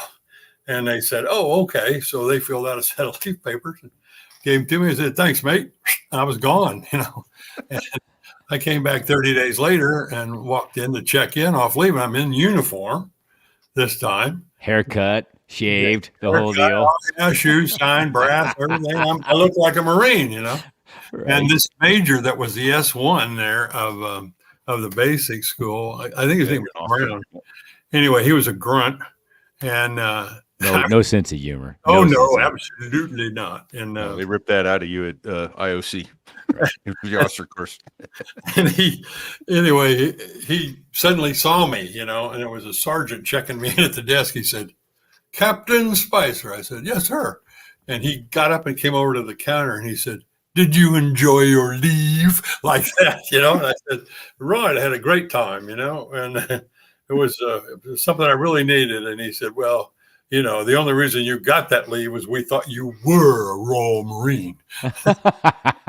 Otherwise, you would have been assigned to a job on the base. And he gave me stick the whole time I was there. I couldn't do anything to please that guy.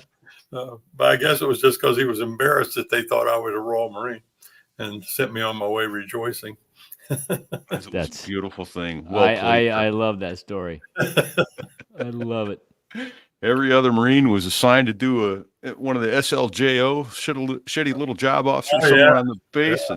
But you know what? You deserved it. You'd be, like you said, you'd been a couple years. You'd been overseas. You were bringing your family back. And well, I had left the United States in January of '68. The time to or a little bit before that actually, and I was coming back now, and it was 70. one-ish. And I hadn't been anywhere near the American Marine Corps or the United States. I did a touch and go to pick up my family, and that was it in America. So I needed to get back into the system somehow or another. Hey, Repeat. I have to ask him one more question because Sure. I took a note earlier and I realized we haven't got to it, and I wanted to hear it. I wanted to hear it from Sugar. So in your fourth book, you tell a story, and I don't remember exactly what led up to. You were on somebody's wing. You were the lead, but you had some kind of failure. I don't remember if it was electrical failure, but you ended up at that point being drugged through a thunderstorm with hail and the whole deal, and you guys ended up diverting somewhere. But can you recount that? Well, we didn't. We were. I think you're talking about the time. Rick Priest and I had been detailed off to go down to Patrick Air Force Base, and they were holding a third. That's right. And the squad and the group commander said you guys need to come home now. Well, the hurricane, right? The general ordered us home. We'd done a week of air shows, and my airplane had pretty well had it. I had a usable UHF. FM. The UHF didn't work. The transponder didn't work. The TACAN was in op, and but we'd been flying 2 shows a day on that airplane. Yeah, for the NASA people, right? We'd always for Third Century Exposition. We were doing air shows out at the Cape, right in front of the VAB. Okay. It was evidently a big deal. I don't know, but anyway, it had a lot of visibility. And so there's a hurricane coming. We had word on that. And then I called my CO and I said, we're going to finish on Sunday, late, and we'd like to at least have a chance to rest and come back on Monday morning. He said, yeah, okay. And I said, what about the hurricane? He said, they're hurrivacing the whole wing. So see if you can work out a deal and, get yourself airplanes in shelter.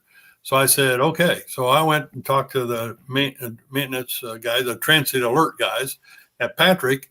And I said, hey, we've been with you all week. You guys have been doing a great job. You got space for 2 tiny little jump jets in the corner of your big hangar. And they said, yeah, okay, damn Marines, type thing. So they put our airplanes back in this corner, and then they piled all this other crap up. And Rick and I went to bed, woke up the next morning, and went to go to breakfast, and the BOQ office said, you Major Spicer? I said, yeah. So you got a message. You got to call this number. So it was Squadron CO's number, and I called it. Colonel Miller was the CO. And I said, yes, sir. He said, bring them back. And I said, what? He said, bring them back. You got to bring them back right now. I said, sir, you are aware that there's a hurricane between me and Cherry Point. And the weather here is really crap right now, big boomers all around. Right. He said, I don't have I'm not in this decision. The general heard that you guys were in Cocoa Beach, and he wants you back now. And wow. So I said, oh, okay. So Their lordships made the decision. Their lordships had made a decision. And so I had to go to the Air Force and say, the transit alert guys say, boys, I need my jets. And yeah, Jesus. So anyway, we got the jets out. We got them all gassed up. And I told Rick, I said, I'm going to have to fly wing. You just lead it. And we took off, and there was this enormous thunderstorm line coming right at us. We were right on the beach, and it was coming from west to the east. And we made a section takeoff as soon as we got the gear up and started, boom, we were in it. And we were making a climbing right-hand turn to flight level 240 with the instructions. And we were in this thunderstorm. Somewhere around 18,000 feet, I'm tucked in on the right side. And all of a sudden, Rick's airplane just goes like this, and my airplane goes like that. But something hit the wing, and it flipped me inverted, and it just kept pushing me down. And I couldn't get out of it. Unbelievable. I tried going to idle. I tried pulling the nose.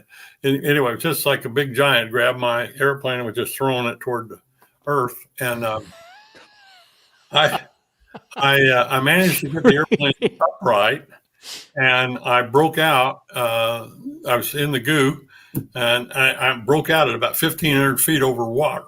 Holy shit. And so I don't know if I was over a bay or if I was over the ocean or what. I couldn't see. And so I called Rick on the Fox mic, and he said, I'm on top at 27,000. I'm clear.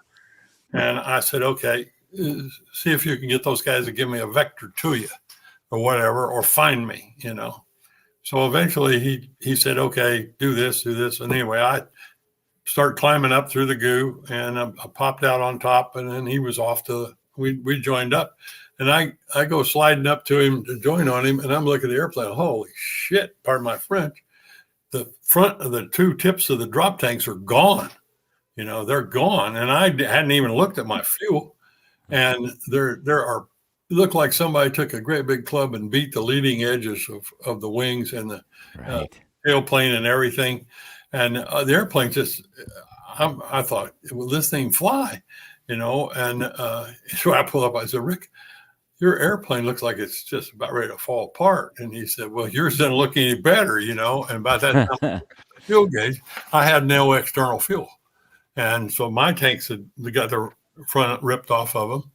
And so anyway, we biddled along there. I got out my whiz wheel and made a couple of calculations. I said, I think we can make Cherry Point.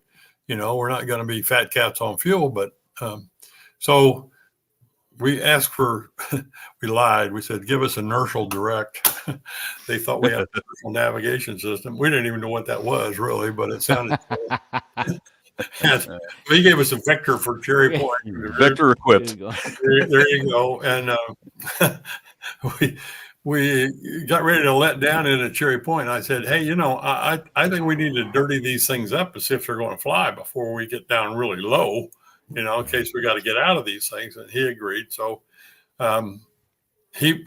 he told me, I'll go. He was going to go first. I was watching him, so I'd give him plenty of room in case it departed.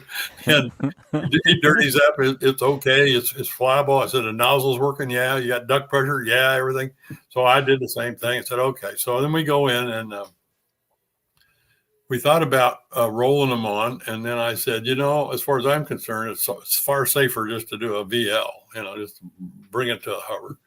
So that's what we did. We wound up landing in one after the other at the south pad, and we taxied in. Our squadron CO was in his car. He was out on the flight line. Everything was gone. There was nobody there. They'd Hurrivac. They'd been Hurrivac. Hurrivac to Tennessee. We're the only two airplanes you could see. The hangars were full probably, but anyway, we taxi in, and my CO says, "What the hell?" Well, sir, we were at this bar, and a jealous girlfriend took a baseball bat to both our jets. And so anyway, we had to write all that up and everything. And but the general didn't want to release that message. No. So anyway, we went. I don't know what happened to all the. It was a couple of notches above my pay grade at that time, but those airplanes went down to the NARF, and they were in overhaul for 9 months. Yeah, it's the damage that we had run into. Yeah. So, but Thank you. The thunderstorm like that almost ate two Harriers. It cracked the bulletproof glass. Unbelievable. Panel of the Aviator. Bulletproof, but not hail-proof. That's right. Yeah. Unbelievable. Yeah. Wow. Right. But their lordships had made the decision, so what could go wrong? Yeah. Man. One of the British exchange officers we had was a guy named Hoof Proudfoot. He was killed later on stunt flying in England, making a movie or something. But anyway, he said that was a job he wanted in England or in the Pentagon. He wanted to go up and take the generals and lay them all end to end and see if they could reach a decision. Oh, that's great. More truth than poetry, I think, sometimes. They call it the Puzzle Palace for a reason up yes, there. Yeah, that's right. Indeed. Well, Colonel, thank you for your service, and thank you for coming back and spending some time with us. And And thank you for sharing these stories, both in print and here with us. Well, thanks for having me. It's a lot of fun.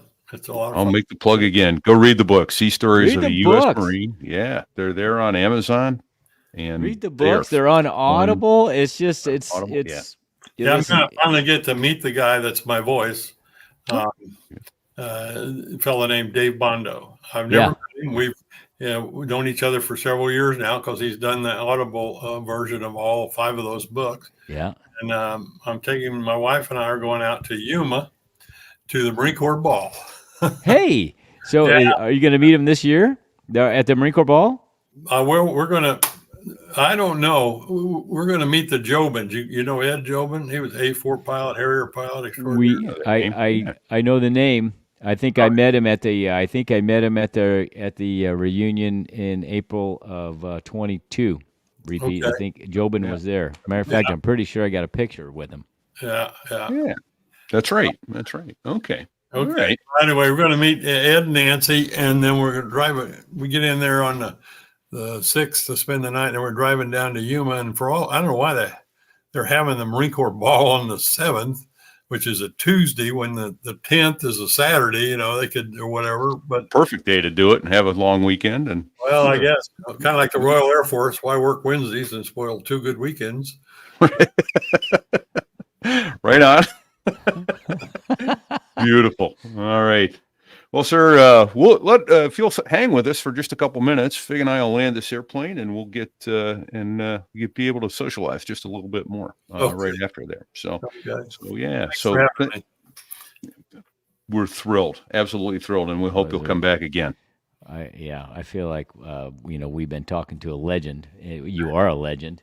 Yeah, absolutely. And it's very humbling, and I can't even express to you what gratitude I have for you telling your stories in person to us. Oh, thanks. I'm honored. Thank you. There you go. All right. Well, we also want to thank our loyal listeners who are sharing the show every week.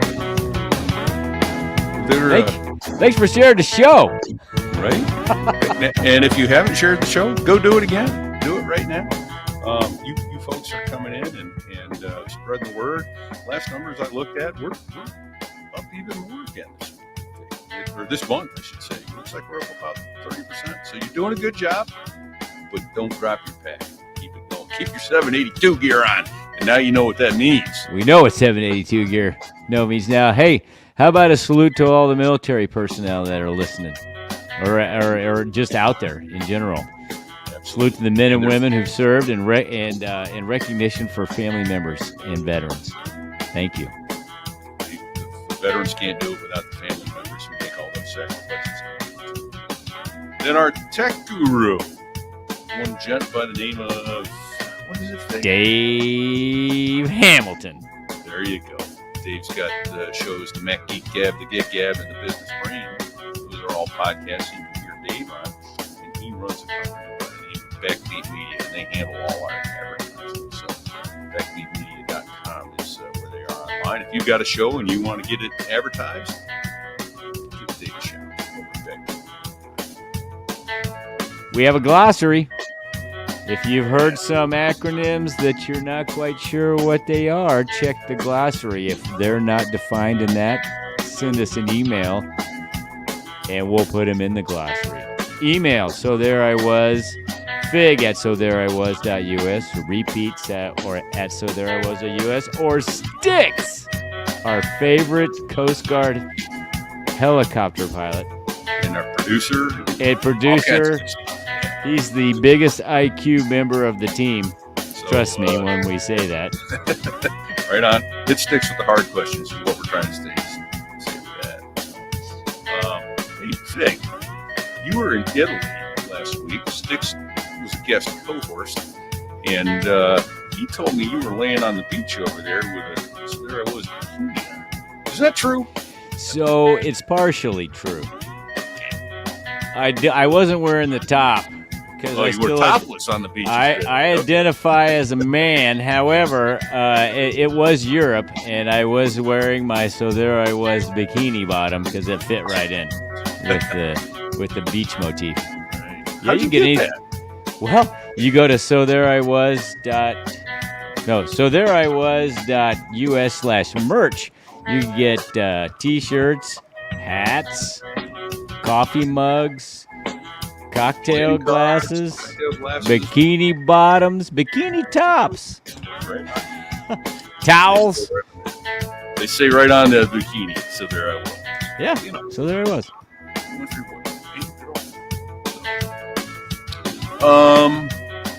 Let's see. Oh, you know what we need? More ratings. In addition to sharing the show, would you go on the podcast app on your iPhone, on your iPad, or the podcast app on your Macintosh computers? Give us a rating. Go to our show. Go down to the bottom. Click the stars. We've got a bunch of 5-star ratings. Amazing reviews. We're thrilled. We're humbled. We're honored. That's great stuff. And then a couple more people behind the scenes. We got like to big throw out to Chase. Chase Cole Sticks with production skills. Chase Cole runs our Facebook page. Thank you, Chase. Thank you, Sticks. Brad Silcott over at BDSAviationPhotography.com. Some of the most amazing Harrier shots I've ever seen. The guy, I don't know how he does it. I feel like I see 2010 when I look at his pictures of my of the airplane. Right. Incredible shots. And then there's the background music going on. What's that about? Did that too, but let's also remember again to thank the patrons. A lot of folks over at SoThereWas.us/Patreon throwing their hard-earned money at us every week to help keep this show coming to you. So God bless you all. Thank you very much for that support. We know that money did just fall into your pocket. You worked hard for it, and you're sharing it with us. Yes, thank you. And then the band. I hear a band. Who are those guys?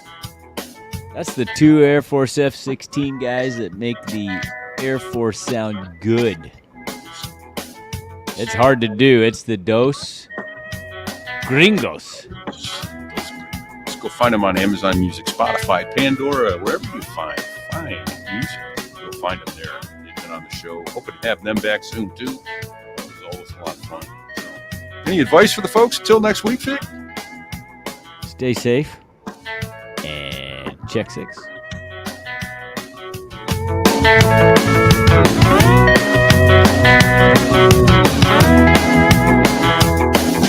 Well, there I was, crossing the pond, and you could see that I wasn't exactly fond of all the shit I was wearing on that day. Now an F-16 is cramped enough, but it's even worse with all that stuff supposed to save your life. But we knew there was no way. 'Cause when you're going down the North Atlantic, man, it's over. You heard him say it, Vic. What'd he say? He said it's over. I just want to tell you both, good luck. We're all counting on you.